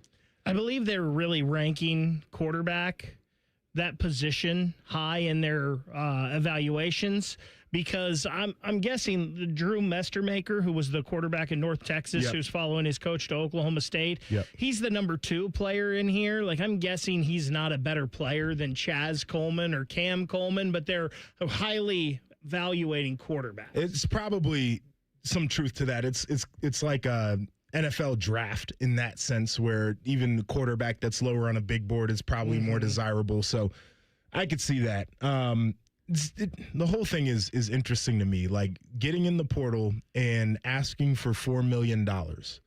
I couldn't imagine myself at 20 being like, yeah, go ahead, 7 figures. That's where we're going to begin negotiations, because yesterday's price isn't today's price. As I look now, Brendan Sorsby's got a $2.4 million NIL valuation. Of course he does. You Sam don't know Levitt, if you don't ask, though. Yeah, I guess so. Always know Shoot if you your don't shot. ask. So which one of these guys is going to be playing for Miami next year? Well, the Canes think they're in on both, because of course they do. That's one of the teams that's going to be throwing around a lot of money. I know Texas Tech was hot on Sorsby earlier. I mean, they're another team that I think it's very ambitious, because you all want to do what Miami or what Indiana's doing. Sure. And going portal back, playoffs. The Tech needs an upgrade at quarterback. Are one of these guys in Sam Levitt and Brendan Sorsby that? Sam Levitt is hard for me to figure out. Both of these, I mean, I don't know. What about man. Dylan Raiola? I've seen both of them at their worst, right? Yeah. Like, I watched Sam Levitt and I've watched Brendan Sorsby be terrible as young players underdeveloped in the Big Ten, and then go other places and have success. But it's kind of like, okay, when you step back up in a level of competition where you're not playing Big 12 defenses, like, who are you going to be? That's my big question. And for right now, I see 10 scholarship players for Ohio State. There are 3 walk-ons that have announced plans to enter the transfer portal. You've got Lincoln Keenholz is in, Bryson Rogers, Demarion Witten, Jelani Thurman, Sam Dixon, James Peoples, Bryce West, Logan George, C.J. Hicks, Dom Kirks are your portal, at least your portal Buckeyes announced right now. I'm interested when that process happens. Again, going back to how the sausage is made. For Sam Dixon, who was Sam Williams-Dixon last year, you go into the portal, you come out of the portal, you stay home and you stay in Columbus, and then you say, well, I got some bad advice. Like, how much of this can you extrapolate across those 1,750 players? I have no idea. I mean, here's the reality of the situation. I think guys who, especially guys who have been at Ohio State for multiple years that are transferring out, understand where they fit in the pecking order. Mm-hmm. And those are guys who want to go play ball. And I'm cool with that. I think that makes a ton of sense. Like, go out there and play the game, because it's a hard game to sit and watch, as I mentioned earlier. Yeah. But, you know, Jelani Thurman, a great example. Never felt like he was on the developmental track he needed to be on, but you could see the flashes. And you're just like, man, maybe one more offseason here, and now you get to be the breakout guy, right? Like James Peoples. And Bake, you mentioned it earlier. I wanted him to get more. I wanted him to get more so much during the season. You saw a couple of games there at the end of the year. I think it was the UCLA game where he just, looked leapt like over another human. Looked like a dude. And it's like, I get it, the pecking order at running back, how many carries do you realistically get? But you'd love to hold on to a guy like that. I think for a lot of these guys leaving Ohio State's program, it's just a matter of, I know I'm not going to play here. Yeah. I think there are a lot of other dudes that, again, feel like they were wrong wherever they were at, and the reality is they just didn't have the right habits. You mentioned these NIL valuations. I think there are a lot of dudes that are like, let's see what the market is. You know, I am a big believer in a robust free agency when you have the opportunity, and you never figure out your value unless you have competing offers. These guys are starting to learn that now. However that works out for them is how it works out. You know, it's finite resources, but I understand where these guys are at trying to get a bag too. Joshua, I want to ask you, of all those guys that are in the portal for Ohio State, and then all the guys who are in the portal that maybe Ohio State is interested in, who's the one that's in the portal that's maybe not disappointing, but someone you thought if they ever got their shot here at Ohio State could really be good?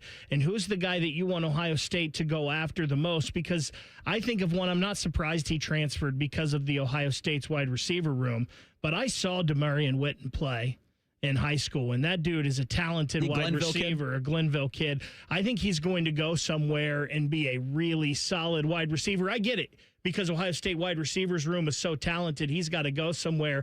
And then the guy in the portal that I think I want the most is Coy Parrish, maybe because he almost came here in the first place, maybe because you're losing Caleb Downs, but I think that would be huge. Yeah, so I'll say Bryce West was a guy when he was getting recruited that I felt like there was a heavy recruitment, a lot of interest, and sometimes it takes those guys a couple years to really get their legs under them. We had some great defensive back play, so always curious about what he was going to look like. I'm with you on Coy Parrish, and I remember that recruitment between Minnesota and Ohio State.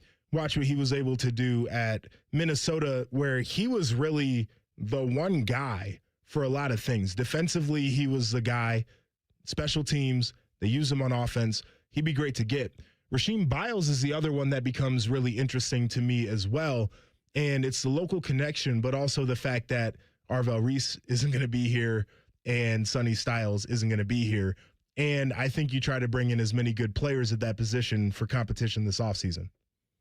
And I think it's because Rasheem Biles from Pitt, is he going to make he's coming here Monday to an official visit. Yep. I think that's set up pretty quickly. The portal opened at midnight. Well, local guy. He just call up his high school coach and be like, "Hey, man, you got any guys that are getting in the portal?" I think it is so important, with the relationships you make on the recruiting trail, to never burn those bridges or sever those ties because of now how prevalent the transfer portal is. I believe that Biles and Sonny Styles might have been Pickerington teammates Central connection for a year, There so we go. maybe, hey, Sonny. Top linebacker. He said, "I'm getting ready to leave, and you can be next up." All right, so I also see Antonio O'Barry from Gardner-Webb. He's a defensive end, plans to visit Ohio State today and West Virginia tomorrow. That's per his agent, which is never going to be weird. It's never going to not be weird to me that agents will be pushing these out to the CBS Sports guys, to the 24/7 guys, and they'll push it back out there. The ones that kill me, and the NFL guys are doing it, and I worked with Shams Charania, who's at ESPN now, and he does it. But when they have a scoop and then they tag the agent and the agency in the tweet, I don't know why that bothers me so much, but it's basically like, we know you guys are trading on transactions here. Like, you're not actually doing any in-depth reporting, and you're telling us who your source is, which is insane to me. I thought about it yesterday. You watch Ole Miss's kicker, who's a Western Kentucky transfer, and I think maybe that's where I would like to also see Ohio State go. I know the Buckeyes, you need some depth along the defensive end, so the Chaz Coleman thing would be great. I also wonder about the interior of the offensive line and how you want to maybe a tackle, or how you want I'm bringing in as many of those dudes as I can. Address it with more guys or go after bigger fish. Both. It's such a fine line to walk with all of this. I'm sorry. I was just going to say, considering how many guys are out there, how many schools are going to be looking for those similar situations, especially in the Big Ten footprint now that you have so much turnover with the coaching staffs. I think as you talk about offensive line, you'd bring in as many as you can. I think offensive line and quarterback, and we've talked about quarterback on this show a lot, is such a developmental position, those two spots. You can find running backs and receivers and linebackers that can come in and really contribute as true freshmen a lot of times. There's very few Orlando Paces out there that just come in and start from day one. So I think that's where, if I was, other than filling needs, and I think Ohio State has handled the portal beautifully. They fill needs, and then if there's a super talented guy, they go out there and get that. But I would think offensive line and quarterback would be two of those positions where I would use the portal hard, because guys that have actually played football, that matters at those positions. That's a position I'm tampering. Oh, yeah. No, I'm being completely serious. Like, it happens. Yeah, show me dudes on PFF that don't give up pressures, that don't give up sacks, and I'm finding their high school coach, I'm finding their agent, and I'm talking to whoever's got the NIL money, and I'm saying, let's make this kid an offer. Figure out who the next Pat Coogan's going to be. Yeah, out of this transfer portal, because boy, he's had probably the best year of any player. Imagine transferring from Notre Dame to Indiana and that being an upgrade to your life. The national championship favorite. Think about Joshua, I could not. My little brain could not comprehend that still. He upgraded his life. But Indiana's the most, and again, Vegas is telling you this. So there's a reason they build those big buildings, because Indiana is the best team in college football. There are 4 coaches in the same conference, or the same division, I should say, in one conference in the NFL who have heat on their seat. I don't think that's happened ever before. We'll discuss that next. It's Bishop and Friends on the Fan. They say glory is earned, not given. We say it's ignited by heart and ends with a boom. Get your tickets today at BlueJackets.com. Care Heating and Cooling. When you need a company you can trust, call 1-800-COOLING. Some journeys start small, with small pause and big purpose. Look how little fly, you sweet girl. Every great partnership begins with the first step. Bella, let's go.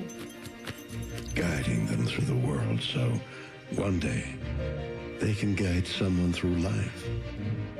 With shared experience, confidence grows, and the path becomes clear. It takes time, patience, and love. But the reward lasts a lifetime. Good girl, Bella. You don't just raise a puppy. You raise a future. Become a Dogs Inc. puppy raiser. Give a dog a purpose. Give someone hope. Learn more at dogsinc.org. At National Geographic Society, we believe in the power of wonder. It drives us to explore, pushes us to see the world differently, moves us to action. And we believe that today, wonder is more essential than ever. Wow.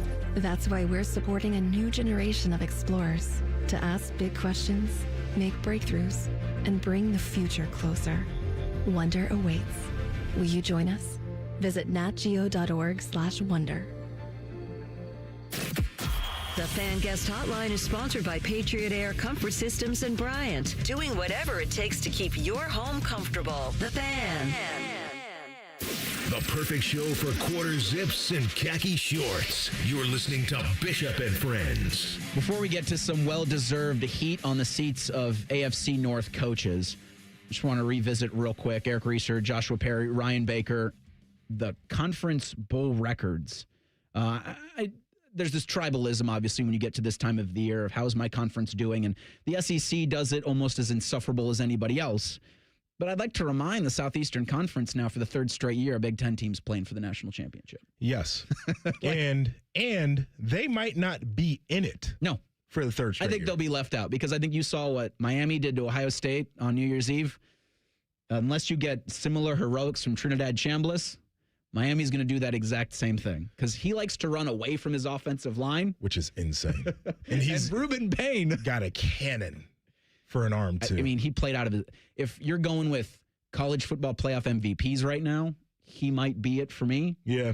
However, you've got the semifinal game that they'll be playing in next Thursday. But for the Big Ten, tough matchup. 9-4. Yes. Leads all conferences in terms of wins. Win percentage, I also believe, is as good, if not better than everybody except for the Pac-12. They won a game. So they're 100%. Yeah, and they won't lose a game. Good for them. Yeah. Congratulations to the Pac-12. Southeastern Conference 4-8. Sun Belt 3-6. It's similar winning percentage. Big 12 4-2. Yesterday's disappointment was the final thing for that conference, with Texas Tech getting shut out by Oregon. The ACC 6-4. I saw yesterday where all $14 million that's going to the Atlantic Coast Conference for their participation in the college football playoff will just go to Miami. No money for you, Duke. You know why they're doing that. I don't. I think you have a smarter reason than I. I think it's 100% to do with, I think the year is 2030 or 2031 where the teams can exit. I was going to say to placate that university. That's what they're trying to keep their one team that got in. It's one of their biggest brands happy for as long as they need to make sure that conference doesn't fall apart. It's the only way that makes sense.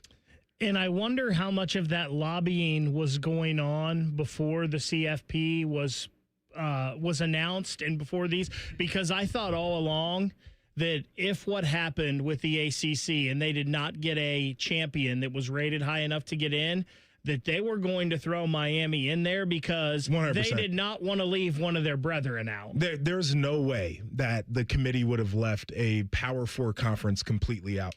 So I'll say on the flip side, too, if Virginia would have won the ACC championship game, I don't think that if they could have made a run like Miami has, which they wouldn't have, that they would have let Virginia keep all that money. Yeah, I do wonder about that because I think you would have put the Cavaliers in, and then maybe you're not having JMU or Tulane. Right. JMU would have been the team on the outside, which I still think, like, when we do the expansion of the college football playoff, probably later, I think it's January 23rd is the new floating date for conferences to get together and actually figure something out. They're not going to. The can will be kicked. Yep. You maybe remove the group of 5 as a necessity. So the thing that I've been told by a lot of people is they don't want to do that because they're scared of lawsuits. And they say it's because, the collusion or whatever of keeping them out. And my whole thing is you don't have to put them in to say that you're not keeping them out, if that makes sense. Like, you can create a pathway for them, but they have to earn it just like everybody else would have to earn it. My big thing is just go, no auto bids, just go straight through. Rank them and put them in. And don't have a committee anymore. Go back to a computer model, straight rank them and put the teams in.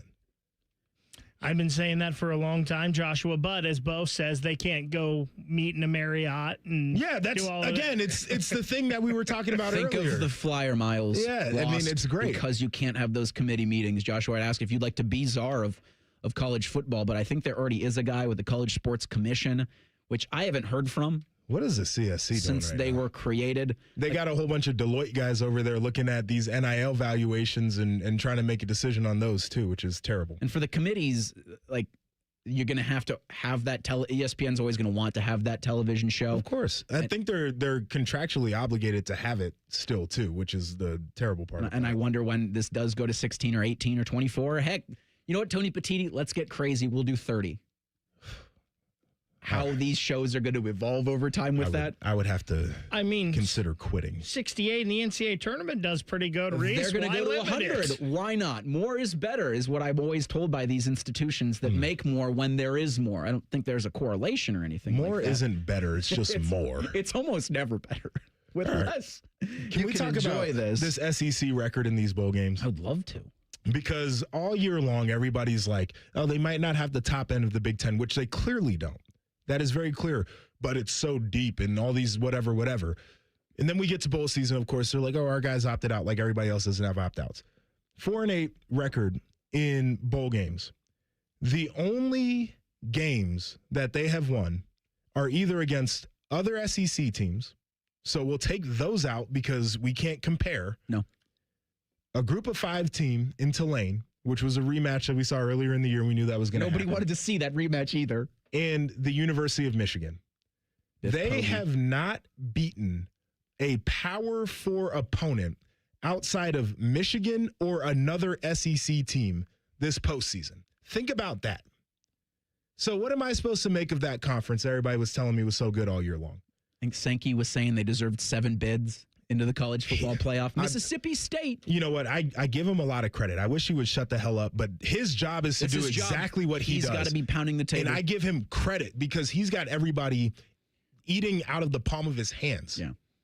He he goes to bat for his conference and tries to make brands and make his conference important, where Tony Petitti, you never hear from him, and when you do, it's all about making more money and more TV shows. Tony Petitti, I appreciate getting to know him. I think he's a very smart guy, but he has not figured out the politicking the way that Sankey has. And to your point, it definitely feels like when he's ready to say something, it's an angle to try to make more money instead of being like presently angling to prop up the conference that he is the commissioner of. He's always trying to soft launch things. I guess not soft, but not necessarily like full on. Here's what we're going to do. He's like, how about this idea? That's his PR. 100% is before I make a decision, let's float this out and see how people feel about it. Like that is his modus operandi, and I appreciate it. And we understand the job. And I think anybody in that position, you want to give me several $1 million to just politic, I'll be your shield. You can throw as many slings and arrows you want at me. I'm getting $4 million a year to do so. I had mentioned the Bulldogs of Mississippi State. They're 5-7, which you can't see me shaking my head unless you're watching on YouTube. But they've got Wake Forest tonight at 8 o'clock in the Duke's Mayo Bowl. So there's your SEC chance to try to climb from out of that 4-8 record. Have? Wake Forest. I like Wake. 8-4 Demon Deacons, who I would say are Wake Forest was a couple bad calls away from being 10-2 this year. By the way, Georgia Tech, they got hosed in that game. Nobody ever talked about it. There was an egregious offsides that was not called on a critical third down. Quarterback dropped back through it. Didn't call it. It was incomplete, and so they had to punt the ball. It was insane. They could at least be a 9-win team right now. Well, they get their chance for Wake Forest Let's again. go Wake. Tonight at 8 o'clock. You've got, I think, fun on the slate in college football today. Arizona takes on SMU in the Holiday Bowl. That's an 8 o'clock game on Fox. At 4:30, Navy and the Horvath Horror Show take on Cincinnati. Cincinnati won't have Brendan Sorsby. He's in the portal. But that's the Liberty Bowl. And then at 1 o'clock, Rice takes on Texas State in the Armed Forces Bowl. So you have college football today on the slate. There's also college basketball tonight. Ohio State's going to Rutgers to play the Scarlet Knights in Piscataway, a Peacock-only production, but we are big fans of Peacock on this program. How's Rutgers this year? 6-6. Okay, so this should be a dub for the Bucks? Don't say that, because those kinds of games that should be dubs sometimes, especially in January when you kind of get into the new year, have become an issue. But for Jake Diebler's squad, they can go to 2-1 in conference play with a win. Brandon Beam will be in here at 7 o'clock to gently warm you up. We'll have state or network pregame that'll start at 7:15. We'll do Thing or Not a Thing coming up next. It's Bishop and Friends on The Fan. Nothing makes a gathering great like Eggland's Best Eggs. They're just so delicious, with better nutrition, too. For us, it's eggs any style, as long as they're the best. Eggland's Best. This is the Jake Diebler Show, brought to you by Encova Insurance. To have the commodity, Jake, of a Bruce Thornton, and to see his growth even as a senior, game in and game out, what impresses you the most? The consistency that he operates with and how elite of a level he operates with is really special. It's really, probably the best or one of the best that I've ever seen and been around. So I think it's who he is, and that's what makes it really special. We'll have another comment right after.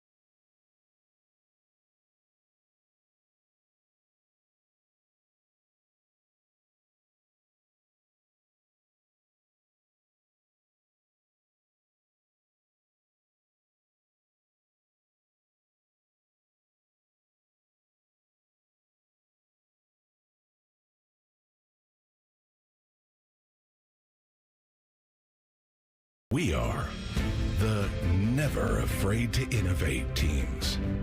The agile, get it done teams. The achieve more together teams. And the improve people's lives teams. Together, we are the Ohio State University. Learn more about Ohio State at osu.edu/impact. Speaking of Bruce Thornton, he can lead by example. He can be a little bit more vocal, I'm sure, now as a senior. But where do you see that effect coming on some of the young players and just the group as a whole on your program?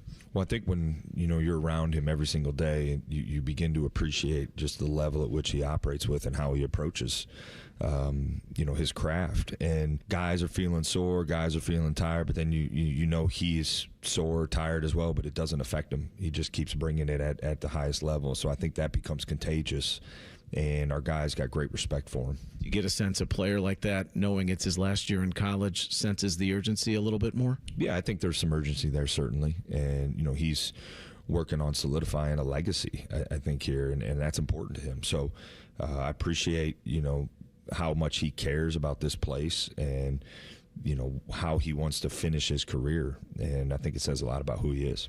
This is the Ohio State Sports Network from Learfield. Toyotathon is on, and it's the perfect time to wrap up the year with a new Toyota.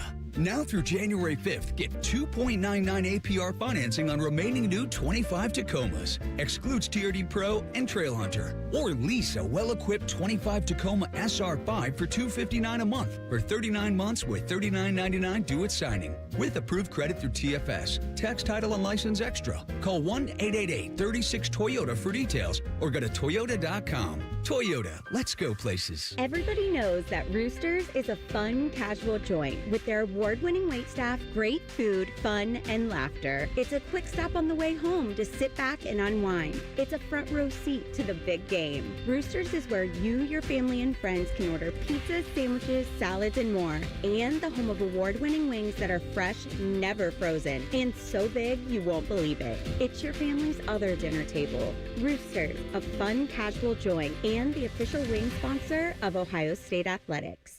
Career changers, including veterans and active duty service members. Your transition starts here. Go from GI to IT in a matter of months. Become a certified cyber warrior with training at My Computer Career. Cybersecurity specialists are in high demand, offering IT pros great opportunities and a rewarding lifestyle while protecting our people, liberty, and treasured institutions from cyber threats. Deploy your career in IT today at mycomputercareer.edu/CWP, an elite CompTIA certification partner. VA education benefits are available to those who qualify. Planning to buy a home in 2026? Not sure where to start? The Ohio Housing Finance Agency can help. With a step-by-step homebuyer's guide and financial tools, the Ohio Housing Finance Agency can make homeownership part of your future. Eligible homebuyers may qualify for down payment assistance and reduced mortgage interest rates. To see if you qualify and to find a mortgage lender, visit myohiohome.org. Again, that's myohiohome.org. Homeownership. Make it part of your future. Sponsored by the Ohio Housing Finance Agency, aired by the Ohio Association of Broadcasters, and this station.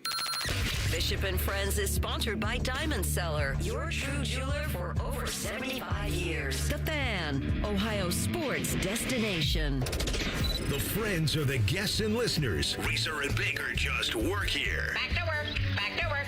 Everybody, work, work, work, work, work, work. You're listening to Bishop and Friends. I know it's only January 2nd, but somebody's got to work. Eric Reeser, Ryan Baker, we con Joshua Perry into sitting with us until noon today, and I'm going to see if I can do this right with the button the first time. I did it wrong. Thing or not a thing? Sponsored by Billiards Plus. Find your next grill and everything you need for the master griller. Billiards Plus on Dublin Center Drive in Dublin. I had one job. So I feel like that's a bit. I feel like thing or not a thing. You did that on purpose. What do you mean? I think you did that a as bit in radio? Yeah. I don't like what I'm being accused of here. I think you might have done that. How dare you insinuate I'm a radio honk? But this is a segment, not necessarily a bit. Things are bits. Not saying this is going to be one of those. What I am going to start with, Joshua, is this 8 crying laughing face emoji tweet from Micah Parsons. Clarence Hill covers the Dallas Cowboys and said yesterday that DC Matt Eberflus admitted things changed for their defense when they lost an all-pro pass rusher who can win quick, but then odds you can't look back. Micah Parsons comes in from the top rope with 8 crying laughing face emoji tweets.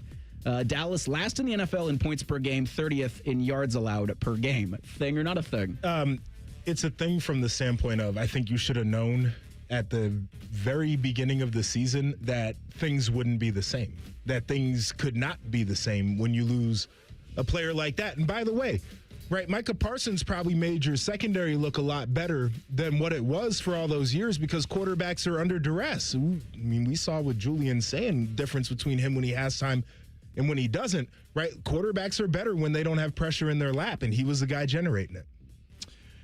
So to me, this isn't much of a thing, and it's not because Micah Parsons isn't a great player and Micah Parsons wouldn't have changed that defense.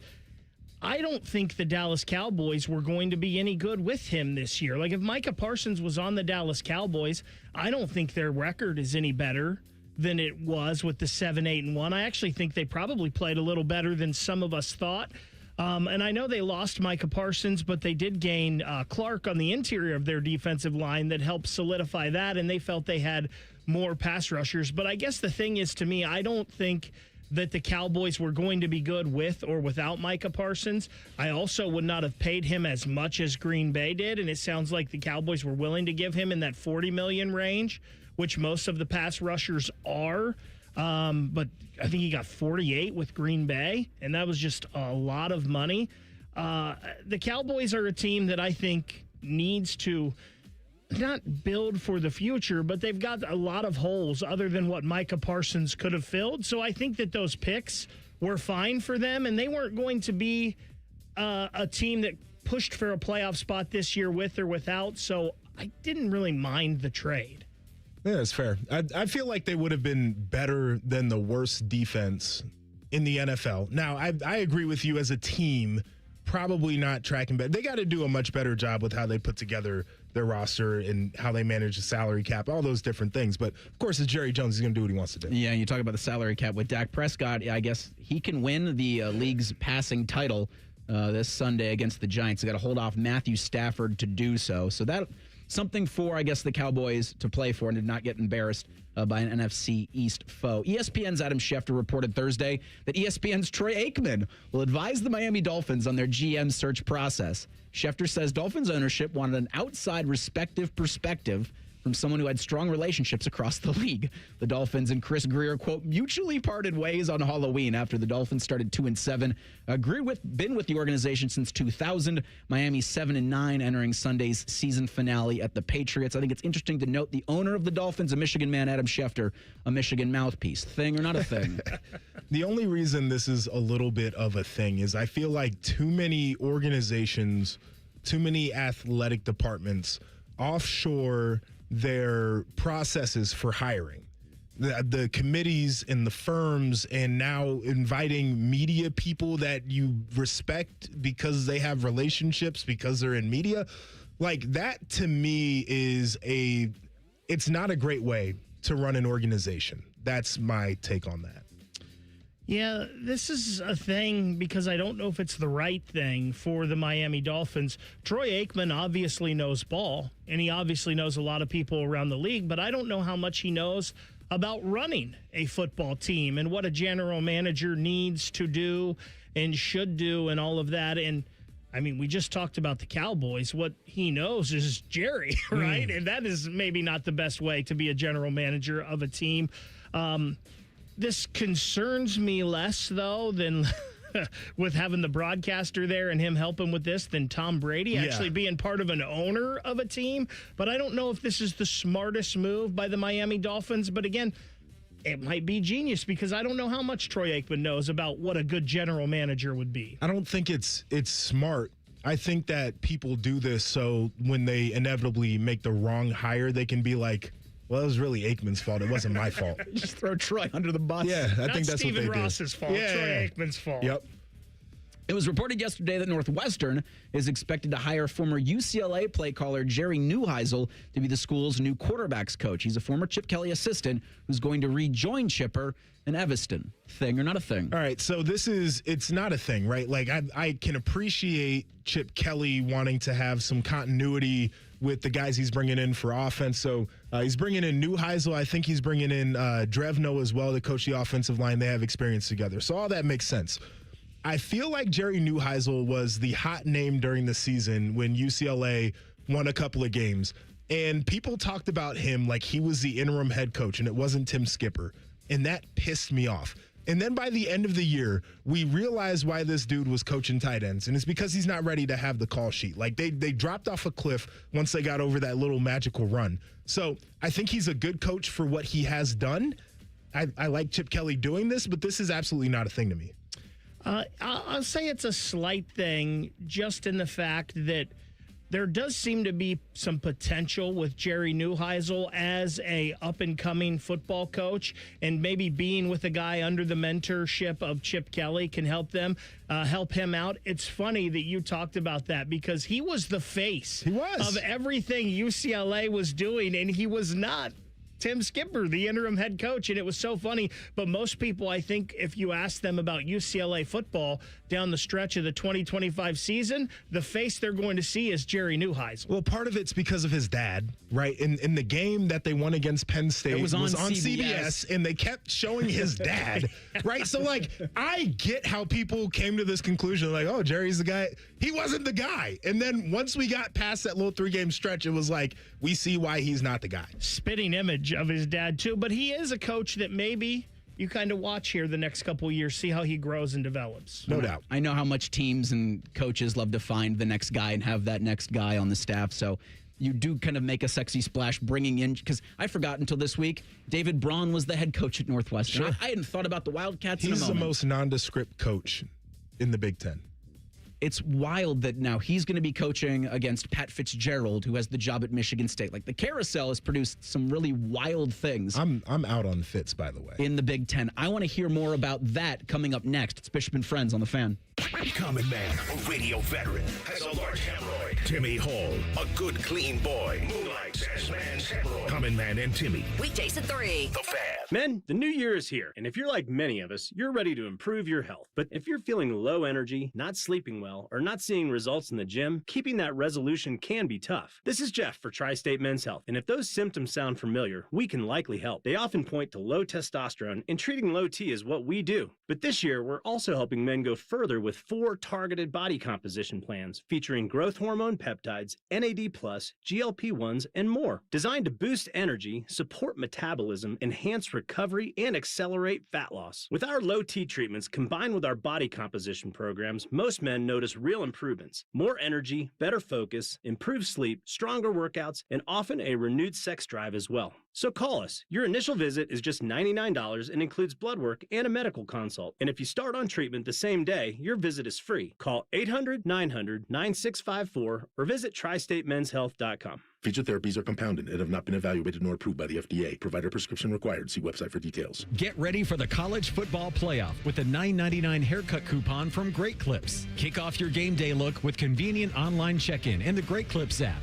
The skilled stylists at Great Clips salons will save your haircut details in clip notes. And with a $9.99 haircut coupon, you'll score elite savings too. Visit greatclips.com/football to get a $9.99 haircut coupon. But hurry, offer ends soon. Great Clips, official sponsor of the college football playoff. Valid only at participating U.S. salons. Terms apply.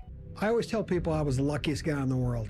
I wanted to be an Army man or a fireman, and I got to do both.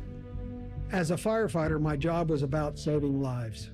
I never thought one day I would be fighting for mine. After spending his career answering the call to save others, Ken was diagnosed with ALS. Now he's facing his biggest battle, for more time. For 70 years, Muscular Dystrophy Association has been answering the call to help people live longer and more independent lives. MDA means to me hope. MDA is leading the way for people living with ALS, muscular dystrophy, and other neuromuscular diseases by accelerating research, advancing care, and advocating to empower families like Ken's. I wouldn't be living as good of a life with ALS if it wasn't for MDA. MDA is helping people live stronger and love longer. Learn more at MDA.org today. Around the world, Children International and friends like you are giving children in poverty a chance to grow and thrive, to be healthy, to succeed in school, and achieve great things. How do we do it? In the best way possible, by helping ensure access to healthcare, nutrition, and educational opportunities. and most importantly, by empowering youths and their families to get out of poverty and into employment through life skills, computer, and job training. The very tools they need to break the cycle of poverty and build futures full of promise. Because every child deserves a chance to realize their full and best potential. Learn more about how Children International is empowering children and families by going to children.org today.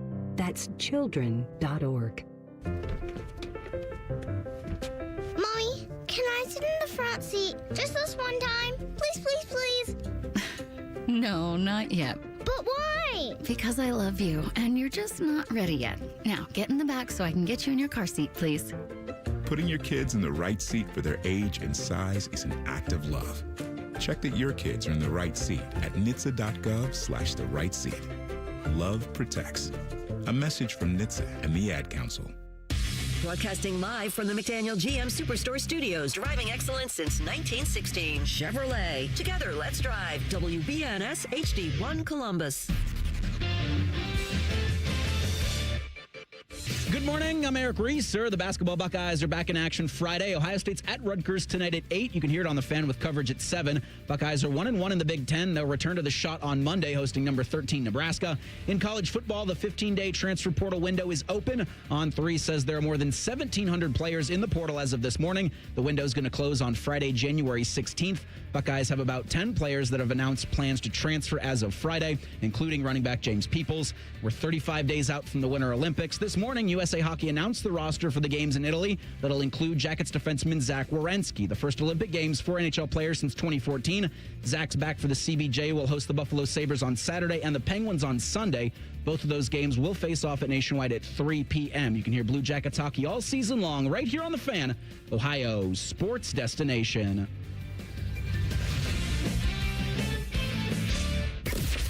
When General Sherman marched through Georgia, he was listening to this show. Use your skills for good, young warrior.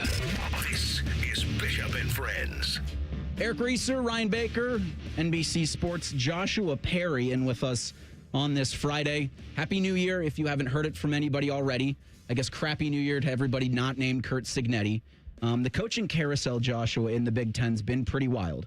I had wondered after the dust settles with Michigan and Kyle Whittingham eating Cheez-Its in the press box, if the Nittany Lions with Campbell and the Wolverines with Whittingham will enter this year of 2026 in a better coaching situation than they did in 2025, the Nittany Lions with Franklin, the Wolverines with Sharon Moore. I think Michigan 100% is in a better coaching situation. Almost anybody would have been an upgrade over Sharon Moore. I think so too. So we can put that to the side.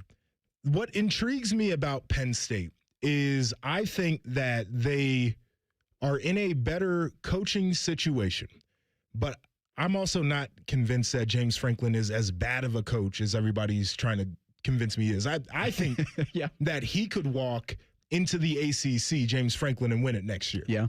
Okay, so we'll start with that. Now, Penn State's got a very favorable schedule for this upcoming year, so, Matt Campbell might look like a genius. I don't know if their roster is going to be in as good of a situation as it was under James Franklin, and I don't know if it'll ever be there.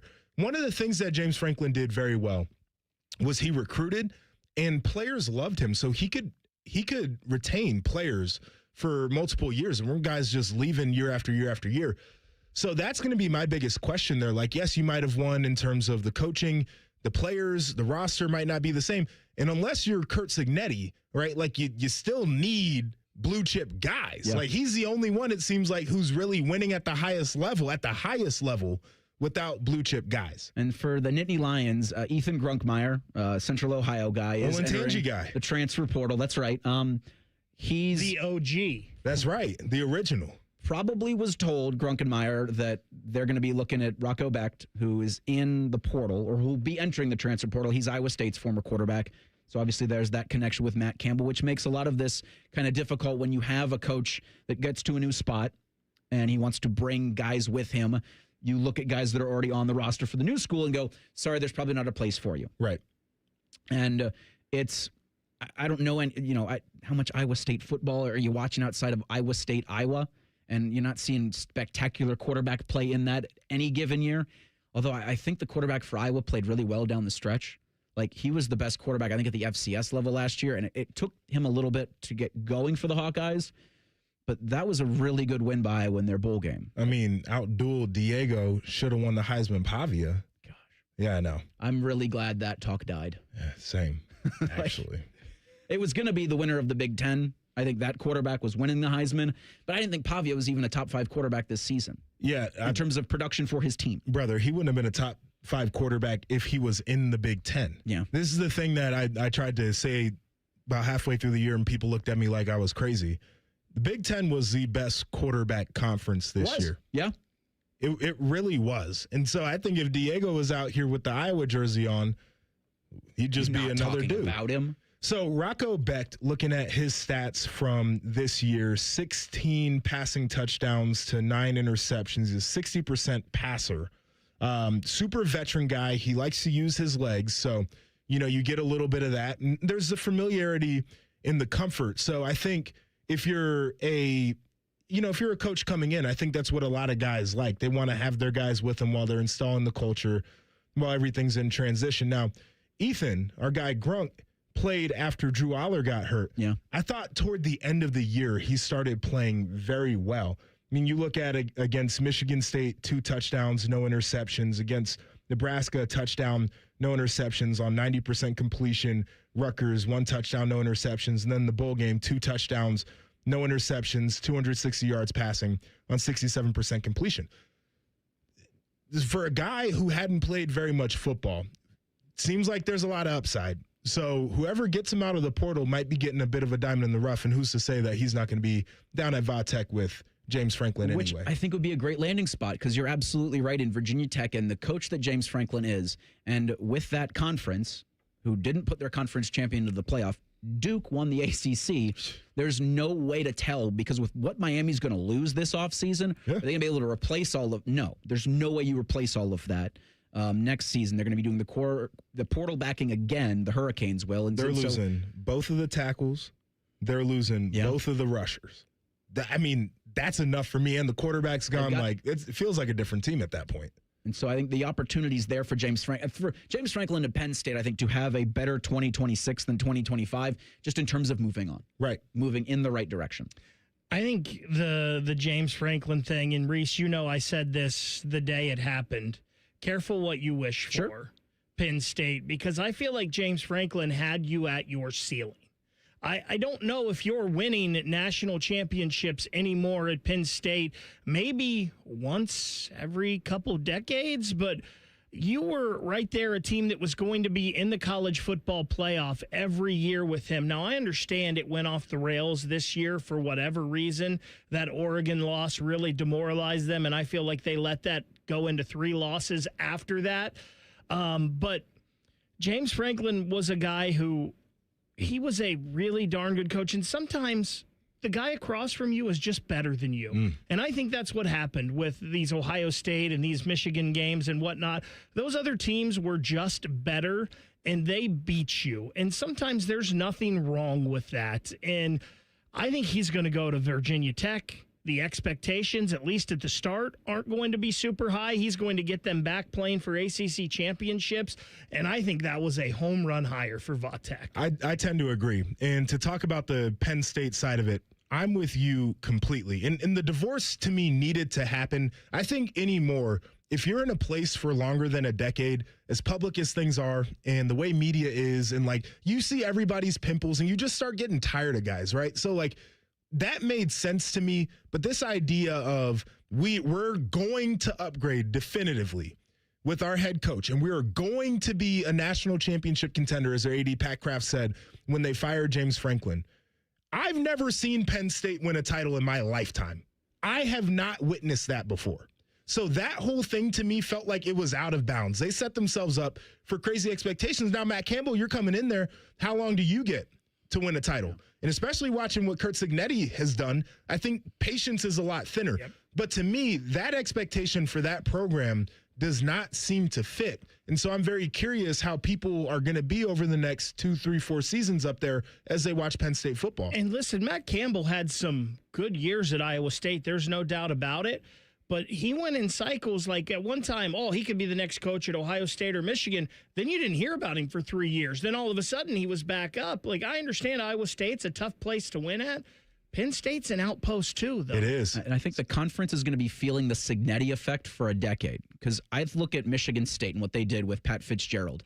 And the money that has been sunk in now to that athletic department makes me think that they want that to happen. Was they look at Texas Tech and they look at Indy and Texas Tech to a greater extent because the money's more equal with what happened at Michigan State and what's happening down in Lubbock, and saying, do that, Pat Fitzgerald. But if you're the kind of head coach that when an agent comes to you and says, my receiver in the portal wants $2 million, you can't just tell him to bleep off and expect to win football games nowadays. That's kind of who Fitz is, though. Like, he is a stubborn, kind of old school guy.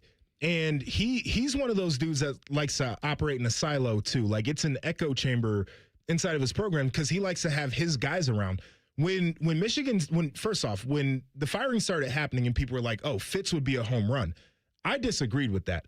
Part of the reason why was the last 3 full seasons at Northwestern were abysmal. They were all 1-8 Big Ten records, right? So the wheels had fallen off, but he has not done a great job of hiring except for his defensive coordinator that was a longtime defensive coordinator at Northwestern who's retired now. It was the only guy he hired that was like a legit dude. He's been bad at hiring offensive coordinators. Like, it's, to me, he did for Northwestern all that he could do. And that was a spot until the whole scandal thing that felt like would never have to leave. And I feel like now that he's outside of that, I'm just not sure. And by the way, probably not a dude who is Mr. NIL, Mr. Transfer Portal. It's a weird time to be Fitz. Because with the money that gets infused, and we hear about it all, and we've heard about it since NIL was given the green light, was booster donor fatigue. If I'm sinking $400 million, if my Acrisure company is going to be, I mean, they're going to keep printing money because they're putting their names on stadiums, but I'm going to give you a bunch of money. I need results now. I'm not waiting. Don't give me your 3-year plan. Don't give me your Jim Knowles binder. I need it now. Right. Now is the time to do this.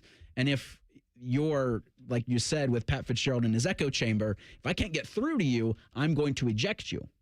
How do you think Alabama's boosters feel today? Would they have wanted to lose that game to Oklahoma?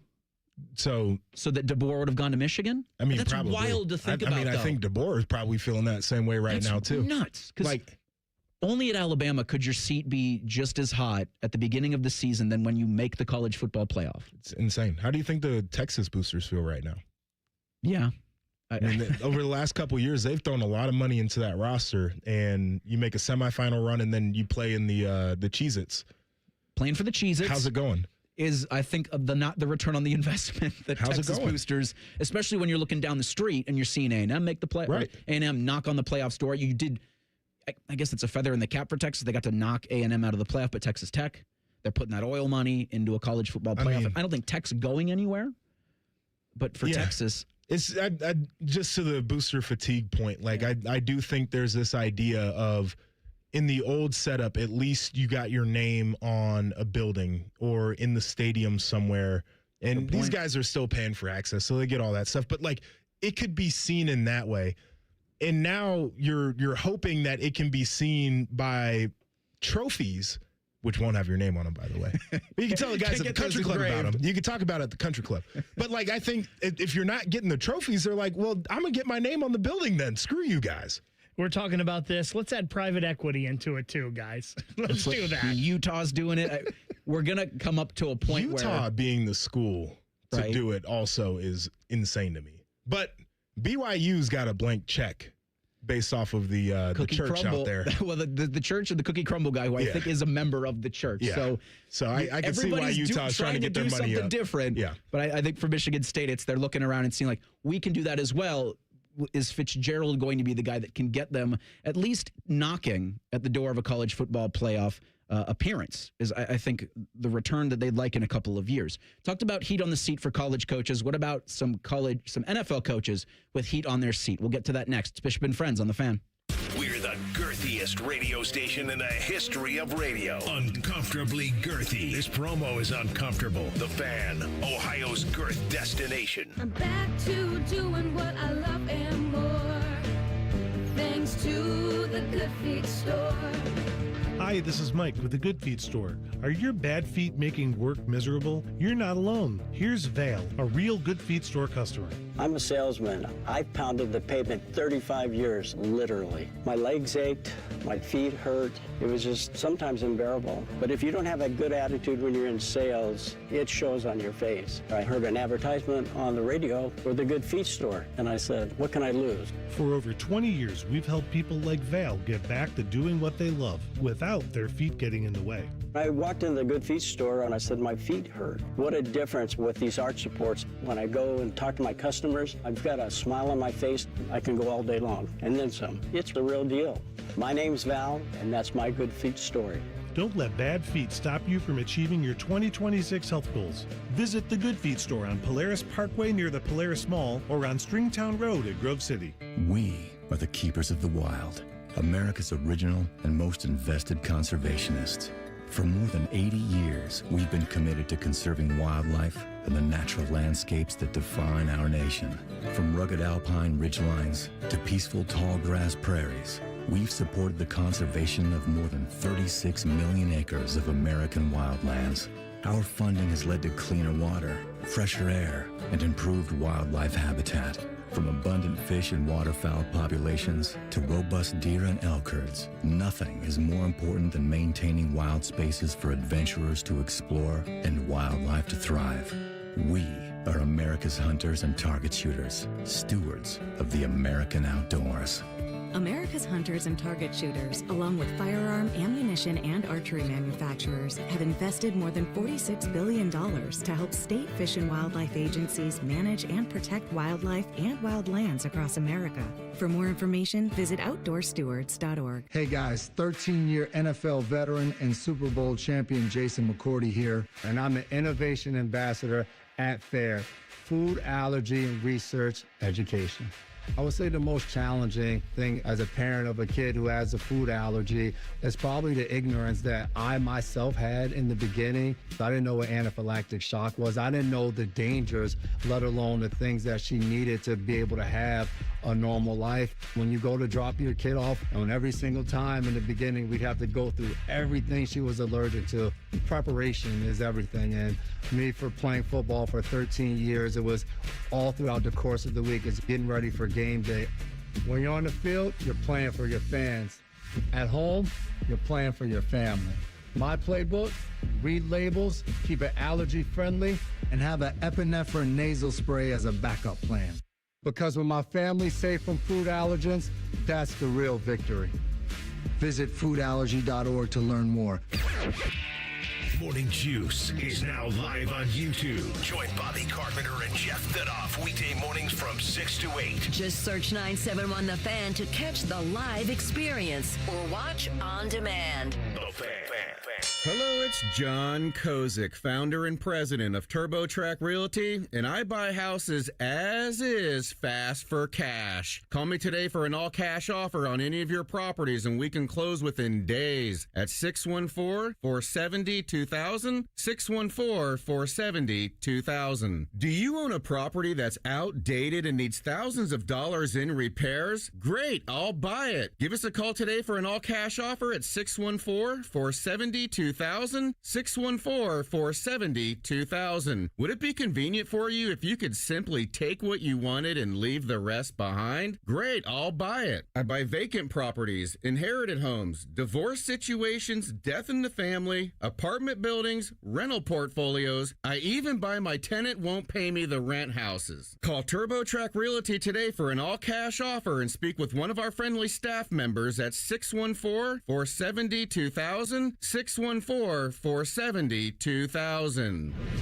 Fan weather. From the Logan AC and Heat Services Weather Center. Mostly sunny skies are expected here for your Friday with temperatures around 30 degrees here for this afternoon. Winds out of the northwest at 5 to 10 miles per hour. And then for the weekend, we are looking at a mix of clouds and sunshine with more clouds on Saturday. Highs around 30 degrees here for Saturday and Sunday. And that's a look at your 10 weather impact forecast. I'm meteorologist Aaron White here on 97.1 The Fan.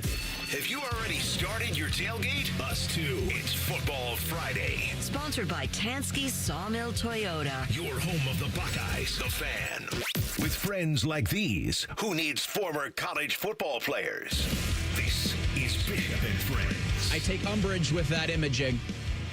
We have a former college football player in with us, the great Joshua Perry. Hello. We needed a professional as Bo's taking the day off.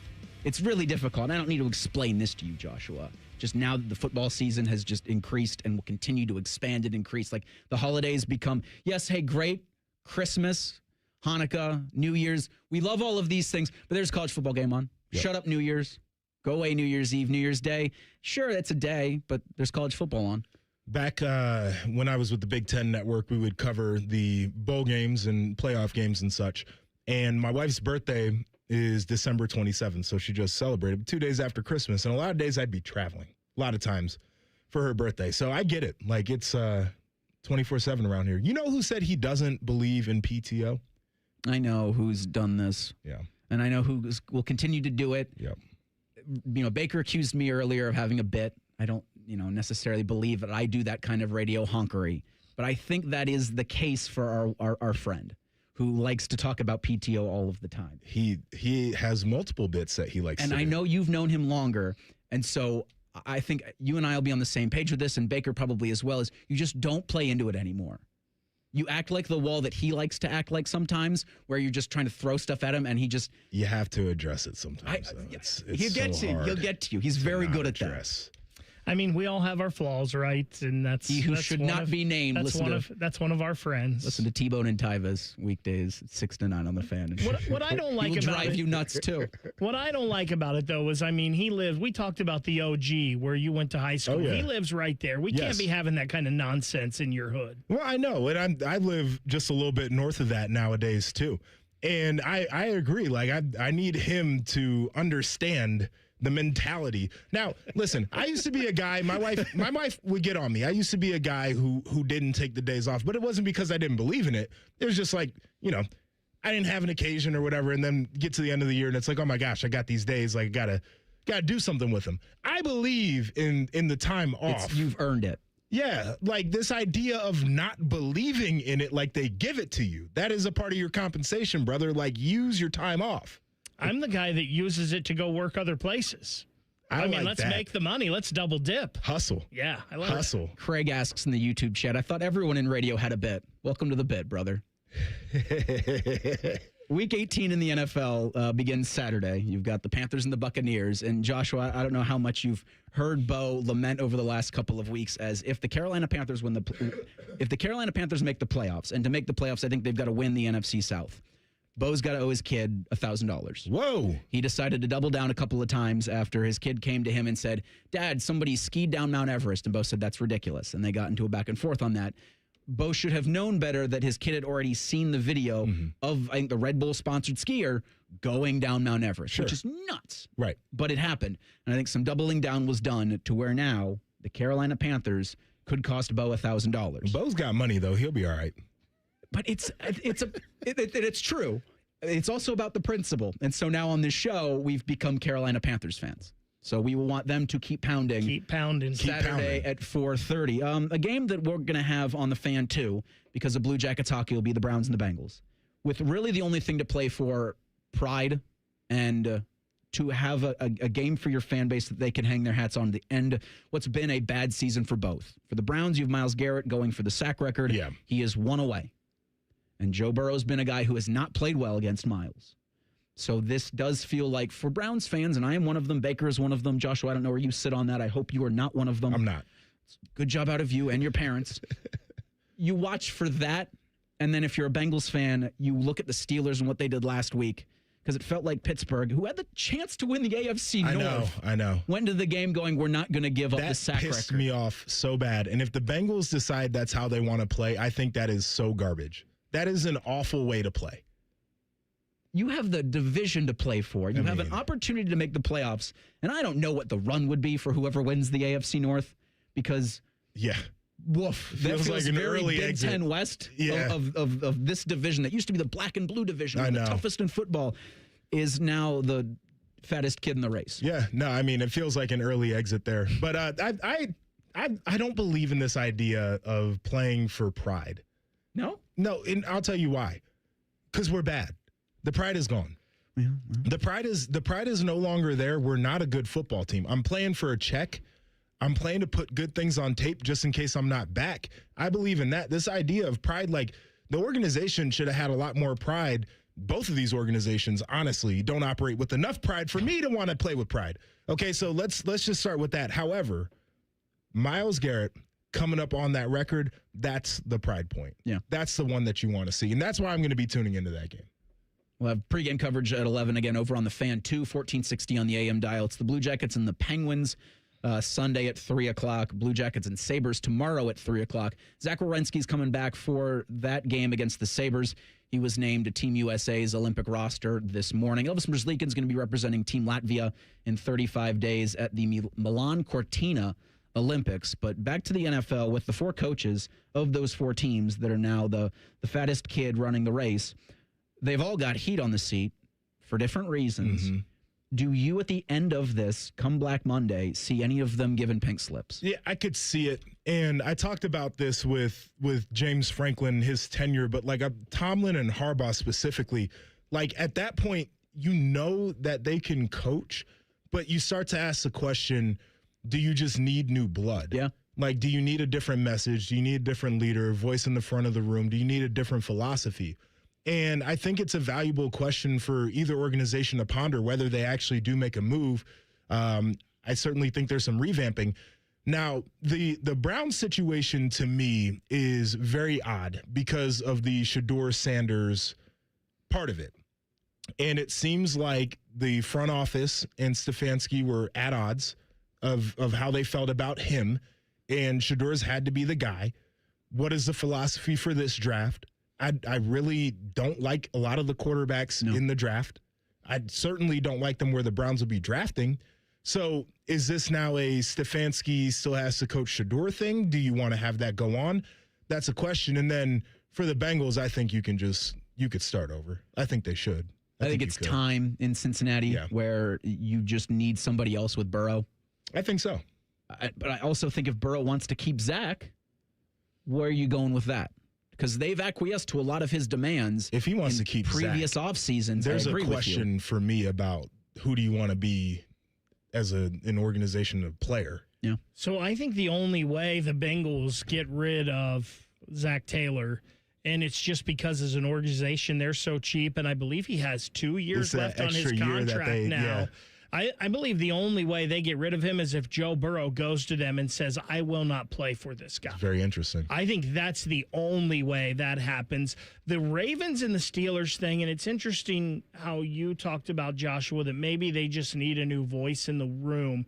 That's almost unfathomable to me as a Browns fan because I have watched those two organizations be so good for the most part. The Steelers really just about my whole life, and the Ravens since they've moved to Baltimore, that almost seems insane. Like, to me, when Mike Tomlin has never had a year where he's finished under 500. They're always in the race for the playoffs. Now, some people, their standard is higher. They won Super Bowls. They haven't been there. But I feel like when they've had the quarterback, they've gotten there. Right. So I feel like if they can somehow figure out the quarterback, that they would be just fine. I feel like with Stefanski, here the last 2 or 3 weeks, you're hearing more and more smoke about maybe he's gone. Maybe the Browns look at Mike McDaniel. If he goes, the Giants would jump all over him. And I just feel like the smoke is starting to build there with Stefanski that maybe he is gone after this year. You see what Jeremy Fowler said earlier in the week? What did he say? That if they get rid of Stefanski, the Browns would go for Mike McDaniel. That's I was like, whoa. It's the same thing. It's just different fonts. But one wears glasses outside, it's inside. the same thing. Oh, and capri pants. Don't forget the capris. And drives his Bentley around to heckle opposing fans that are in town. I don't know if I could see Stefanski hitting a vape in the middle of a game, but... So I do want to address a couple things that you said, because I tend to agree with you in terms of the Ravens and the Steelers and what they are as an organization. That's why I kind of framed it as, if you want a new voice, because we know those are good coaches, and the bottom is not likely to fall out with either one of them, but that's making a decision on where you think things are headed and where you want to be. The idea that the Bengals would be too cheap to fire a coach is one of the things that bothers me the most in professional sports. You are a professional organization. Your existence should be to try to compete for a championship. And if you are penny pinching, it is time to turn your organization to somebody else who's going to operate it the right way. Like that, and I played for one like that. I played for the Chargers before they moved to LA. We didn't even have a cafeteria in our facility. We ate in a tent every day. It's because our ownership was cheap. Our technology in our meeting rooms, we had like overhead projectors. They were cheap. And it's a bad way to be as a professional organization. Well, Joshua, in regards to the Cincinnati Bengals, there's only a certain amount of money that the organization can have. And Mike Brown put it in an analogy that's about a pie.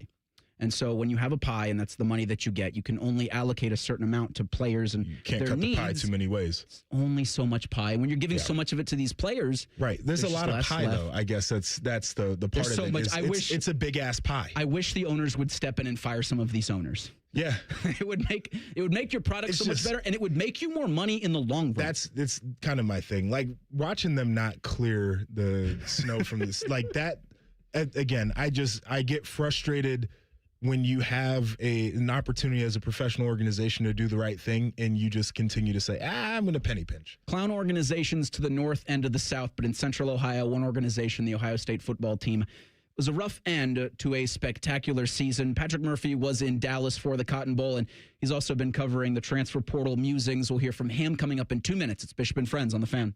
All new in 2026, the Ohio RV and Boat Show, brought to you in part by Tell Ohio Credit Union, is back and bigger than ever at the Ohio Expo Center. Whether it's your first adventure or you're a seasoned outdoor enthusiast, this show has it all. One ticket gets you into all three buildings so you can see the latest in RVs, boats, motorcycles, ATVs, golf carts, and more. From towables to drivers, jet skis to pontoons, and more, it's all here. The Ohio RV and Boat Show at the Ohio Expo Center, January 9th through 18th. Get details and tickets at OhioRVandBoatShow.com. You know what hope is? Hope is action. Carving a path forward, even when it's hard.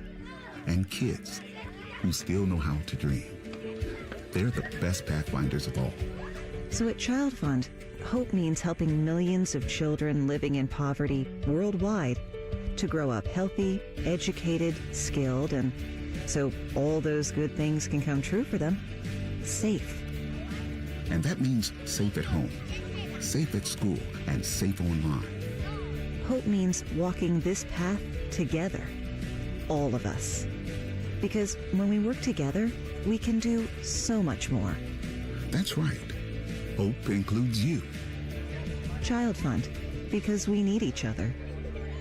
To learn how Child Fund works with children in 23 countries to help them achieve their full potential, visit childfund.org. That's childfund.org. Call the folks at Buckeye, night or day. My sinks gurgle, they barely drain. The toilet overflowed. I plunge all day with no luck. What's wrong with this commode? Clogged drain, no problem. It's 93 or free. I'll clear any drain or you don't pay with a 1-year guarantee. It's 93 or free. Guaranteed. Call 614-683-9911. Call the folks at Buckeye, night or day. All your favorite fan shows are available when you want them. Head to 971thefan.com and hit that subscribe button. The Fan, Ohio sports destination. Taking the art of sports radio and day drinking to a whole new level. You're listening to Bishop and Friends. So when you talk about the Browns and the Bengals, that's the shot. Then when you talk about Ohio State football, that's usually the chaser. Eric Reeser, Joshua Perry. We're out now to the Bryant Heating and Cooling Systems fan guest hotline and bring on Patrick Murphy of Bucknuts and 24/7 Sports. And you can hear him on the Fan, the Buckeye Show, Sports Saturday, Sports Sunday. Pat, your ID is at my desk. So when you want to enter the building, I think you'll just have to text somebody to let you in. But I'm the front most desk. So when you want to pick that up, just grab that whenever, bud. How are you? I'm good. I appreciate that. Yeah, No problem. I got a text while I was out in Dallas that was there, and I was like, oh, I'm gonna figure out how to get back in the building when I get home. I but would hope I appreciate you guys picking up my slack. the person that found the ID said, well, I'll put it at the short guy's desk. Well, we are vertically challenged, Pat. I take umbrage with that. So in Dallas, the Cotton Bowl, we'll have to revisit it a little bit. For you, what was the biggest thing Ohio State didn't do to open that game, to put them in the hole that they were going into the half? Protect Julian Sayin, and really the offensive line play in general. And I think, we can talk about a lot of different issues, but I think ultimately they all come back to the play on the offensive line. I think I did the numbers yesterday, and I don't have them in front of me right now, but I think it was like something like 25 pressures, according to PFF, allowed through the first 7 or 8 games, and then the last 5, and then this one makes it 6. There was 71. I might be a little bit off there, but you get the point. It just the play of the offensive line decreased, diminished, whatever word you want to use, over the second half of the season. And I thought after the Indiana game, like, that would be the main focus, and they'd come out, because I do think those guys on the offensive line have the capability to play better. And I know, obviously, you lose Tegra, which I guess some people thought was a positive, but Gabe Van Sickle didn't seem ready from the opening snap. And then obviously losing Austin Sareveld hurts. But I just felt in general that this needed to be a team that played at a higher level on the offensive line than what we saw the last 4 or 5 games of the regular season and the Big Ten championship game, going up against what I think is a good Miami defensive line, a really good Miami defensive line, but probably not the best they would have faced in the playoff had they advanced. And so you can't protect, you can't open holes, and I think that leads to some offensive issues that spring out to more conversation. Yeah, it felt like pass pro certainly was an issue, and it didn't feel like they turned the page either offensively to try to mitigate that enough. But I want to ask you now, the portal is open. What are the biggest needs roster-wise for Ohio State? I don't want this to sound like an overreaction to just this loss, because it's not, but I think most positions should be up for grabs. You're at Ohio State. Joshua, I think you know this as well as anybody. Like, nothing should be promised going into next year. Now, like, I'm not saying you need to go get a quarterback to play over Julian Sayin or anything like that, but I do think you need to look at everything and say, where can we get better in every position? I don't think just because guys had a good year, you say, hey, that's our guy. If there's an opportunity to get better, I think you've got to take it. And I think Ohio State's done that the last couple of years. I think back to when Quinshon Judkins was brought in, and I remember just being very surprised that they were getting a running back when you thought Travion Henderson was probably going to be back. And so I think Ryan Day's been aggressive in that way. I think even more so when you come off a loss like you did. I think specifically you look at that offensive line. You look, hey, can we go find a dominant left tackle, or maybe we can move Austin Sareveld back inside? I know they like Ian Moore, but is he ready to be that guy? I'm not sure yet. Can you find a second running back to pair with Bo Jackson so you have that tandem like you had with the 2 last year? I think you could look for an explosive receiver. You didn't really have that Emeka Egbuka type this season. Not to take anything away from Brandon Ennis, they're just different players. Defensively, you're going to lose a lot. So I think it kind of depends who comes back, who stays. But Lorenzo Styles and now Bryce West both being gone, I think that nickel position becomes a place you want to look at. Can you get more help on the defensive line to help your battles in the trenches? So, we're pretty much listing most positions here. Oh, kicker, I guess, is a big one, too, now that you got both guys leaving the program.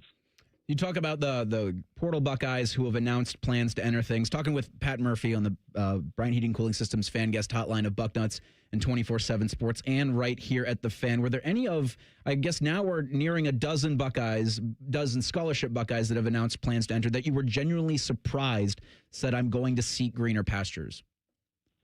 I mentioned Bryce West. That was definitely one, because I think there was, or at least, from the outside looking in, and obviously he's had conversations, knows what he's doing there, but it seemed to me like he would be the guy who would step right in for Lorenzo Styles at that nickel spot, and be a guy who could play a lot next year. We saw him some this season when Lorenzo was out. So that was probably the biggest surprise. I know some people were a little surprised with CJ Hicks. We talked to him at the Cotton Bowl Media Day, and I asked directly, you intend to be back next year? And he said, basically we'll see. So that obviously raised antennas a little bit. I was a little surprised with Jelani Thurman's timing, if that's fair, given it was literally immediately after. I mean, I was standing there with Dan Hope of 11 Warriors outside the locker room, and Jelani came out, and then the notification popped up on Dan's phone that he was entering the transfer portal. So that was a bit of a shock, just how quickly that happened. But yeah, Bryce West is probably the one, because I thought there was a clear path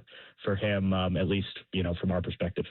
All right, we haven't really gotten into this one yet, but Cortez Hankton is taking the wide receiver job at Ohio State, and it brings up this discussion about Ryan Day and play calling and offensive coordinator and everything else. So in terms of roles for Hankton, play calling, and just, your opinion on what that should look like, what are you seeing in this situation?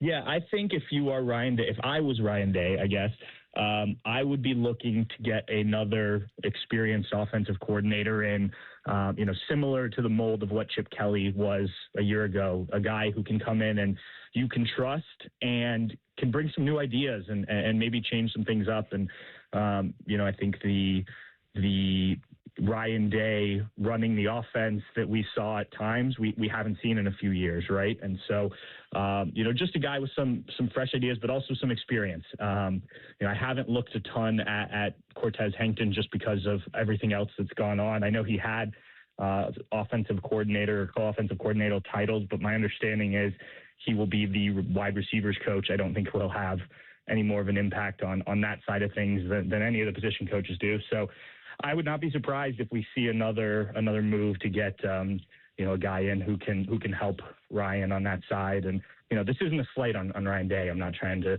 be negative. I just think he is at his best when he has another guy to help, just like Urban Meyer was with Tom Herman and guys like that. I think it's always helpful in that capacity. Pat, I do think most of the fan base would agree with that sentiment. What about Matt Patricia? I don't think anybody expects him to necessarily leave after his first season, but what does this look like for him? Is he on a 3 or 4 year plan, or how do you see the future for him shaping out? Yeah, I say this without any, inside knowledge, but we got to talk to Matt Patricia, those of us who went to the locker room after the game, and the way he talked was very much about next year. And so it sounds, and this was both while we were, the recorders were recording and afterwards when he was chatting with us about, coming back and being better next year. So I would say that I would be surprised at this point, just based on those conversations, that if he's not, the defensive coordinator again next year. And look, I know that, you give up that drive at the end, but I think that's a really good thing for the Buckeyes. I think he can build off of his first year back in college in some time.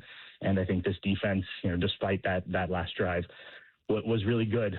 He's got a lot of work to do if he is back, because they're going to have quite a bit of changes, but he's been through this in the NFL. I also think he can help with kind of getting through this. A lot of these guys have experienced a lot of success, the young guys, especially on the team. And, how do you respond from a loss like this? He's been in big playoff losses before.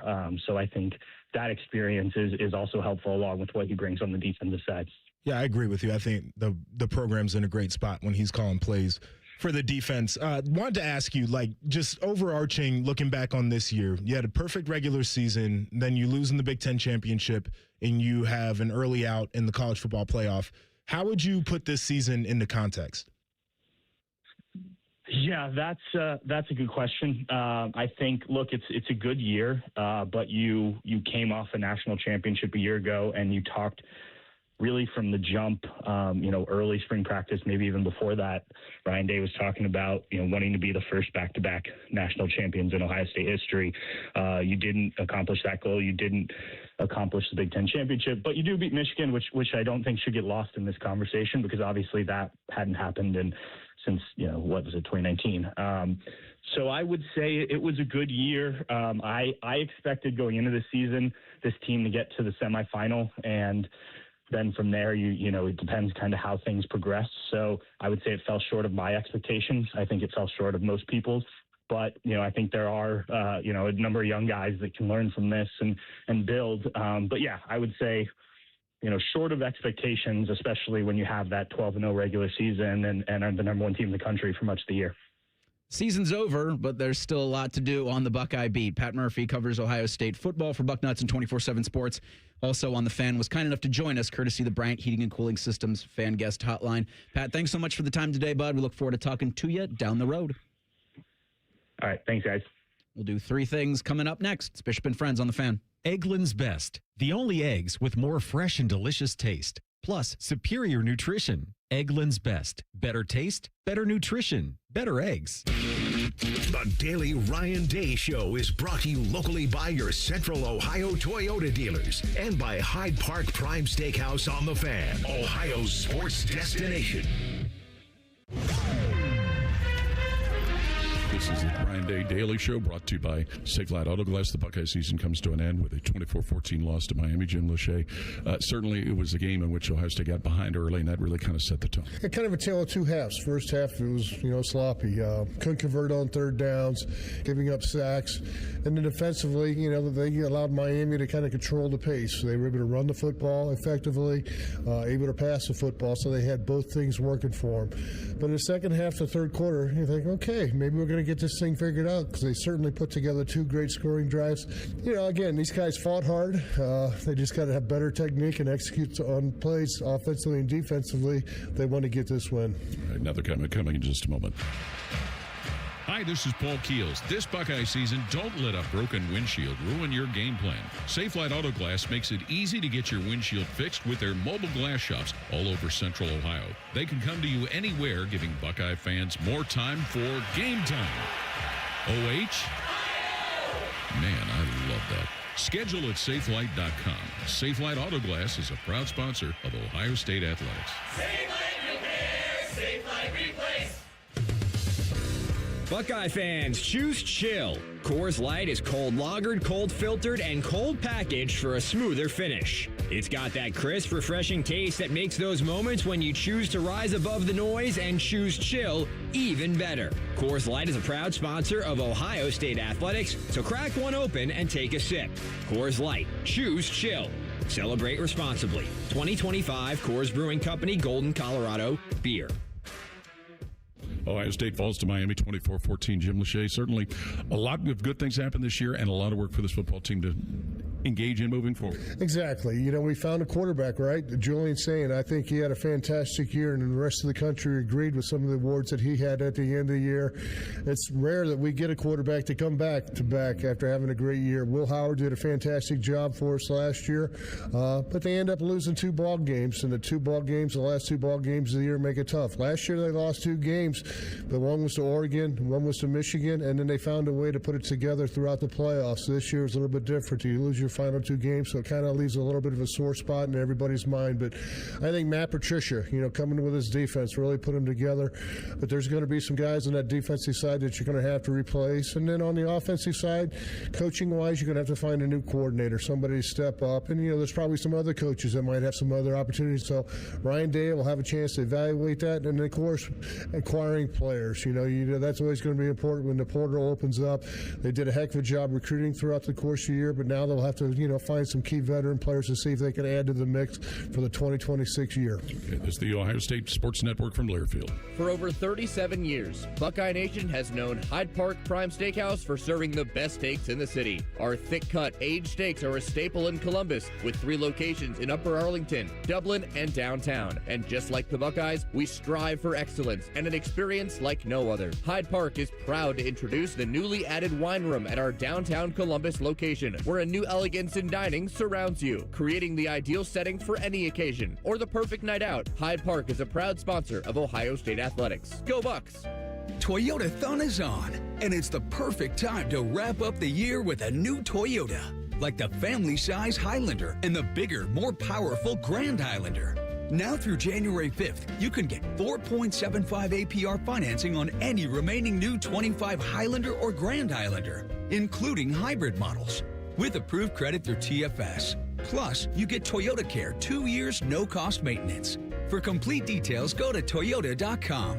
Toyota, let's go places. Hey there, Jane Lynch here. You want to hear something funny? Too bad. You want to hear something uplifting that will inspire you? Good.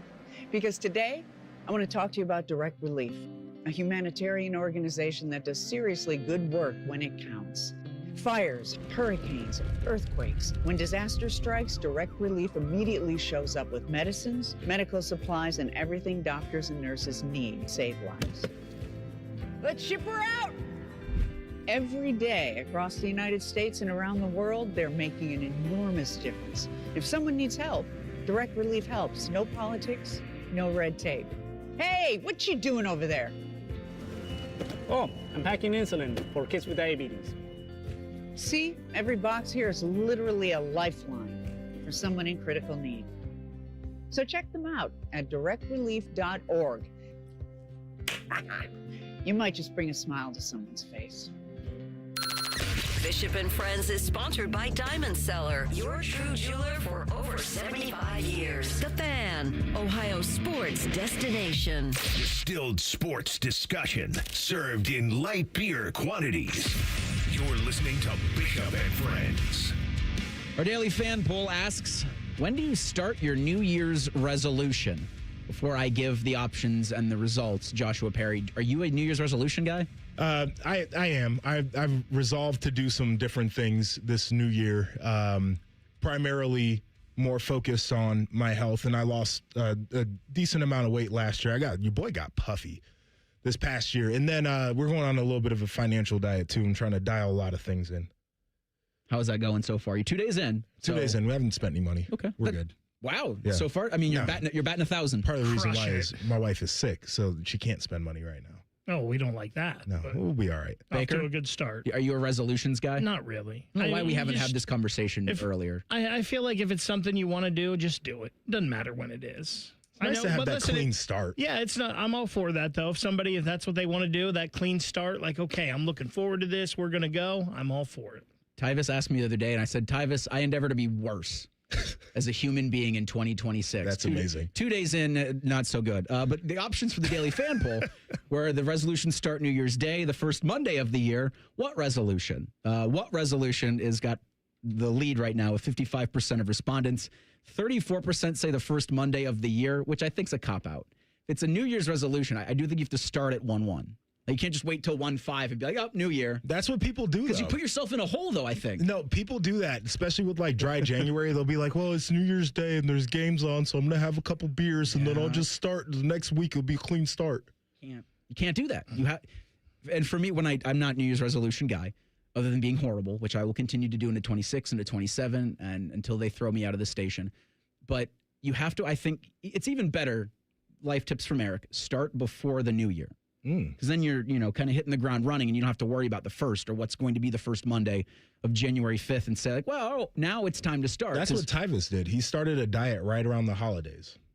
For the last 4 years, if it was anything, he's done that. If he said anything else but a diet, I'd have been like, good for him. Brother, I already got on him today. But it's the diet carousel. Yeah. He rides it more than what they say about people who start diets all the time means they never finish a diet. So their breakfast DoorDash bill for the morning show has got to be be I don't know about the diet. They DoorDash it to the studio? Oh, all the time. They bring it in and no overnight oats. No. 1, 2, 1, 2, 3 things.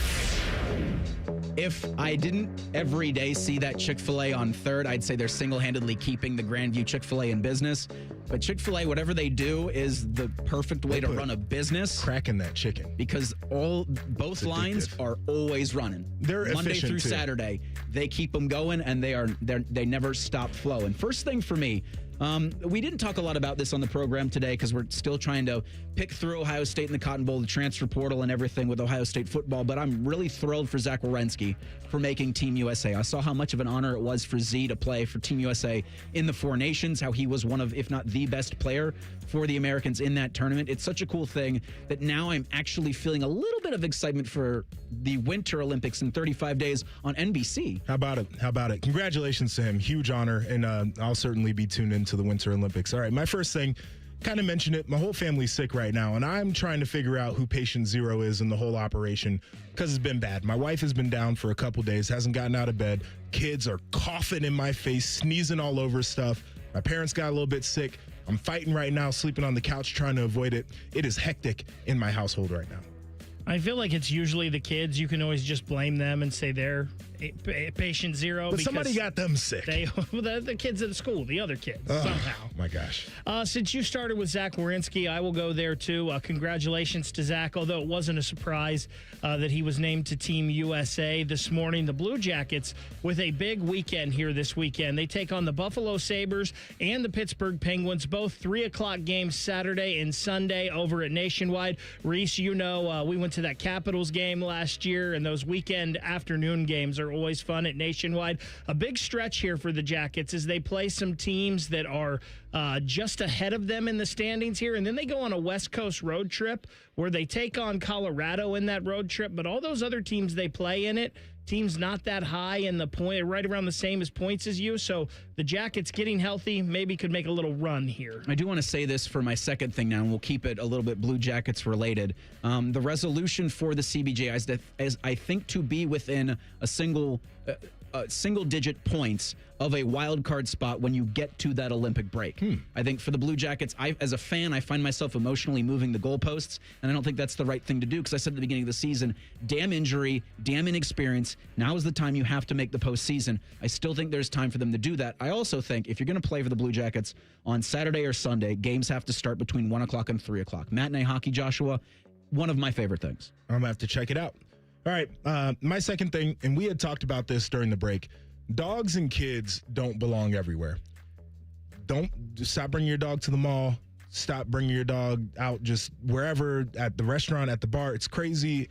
And the same thing goes for children. I've got 2 young ones, right? They're both under 2 right now.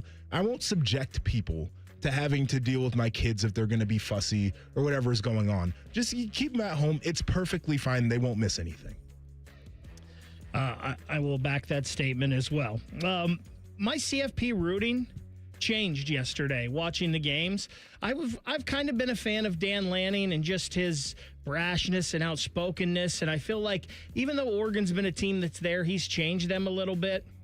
I'm rooting for Indiana and Ole Miss now. The Trinidad Chambliss story is insane, and the fact that he won at Ferris State last year and just watching him play last night, that was so fun. Plus, I hate the U. There's no way I can root for the U. And there's something about Cignetti. I don't know what it is. He is just, he's like Conor McGregor before Conor McGregor started losing. And there's something appealing about that. So I'm rooting for Indiana, number 1. And then Miami is my number 2 team. And I don't want to root for them, but it's a cope.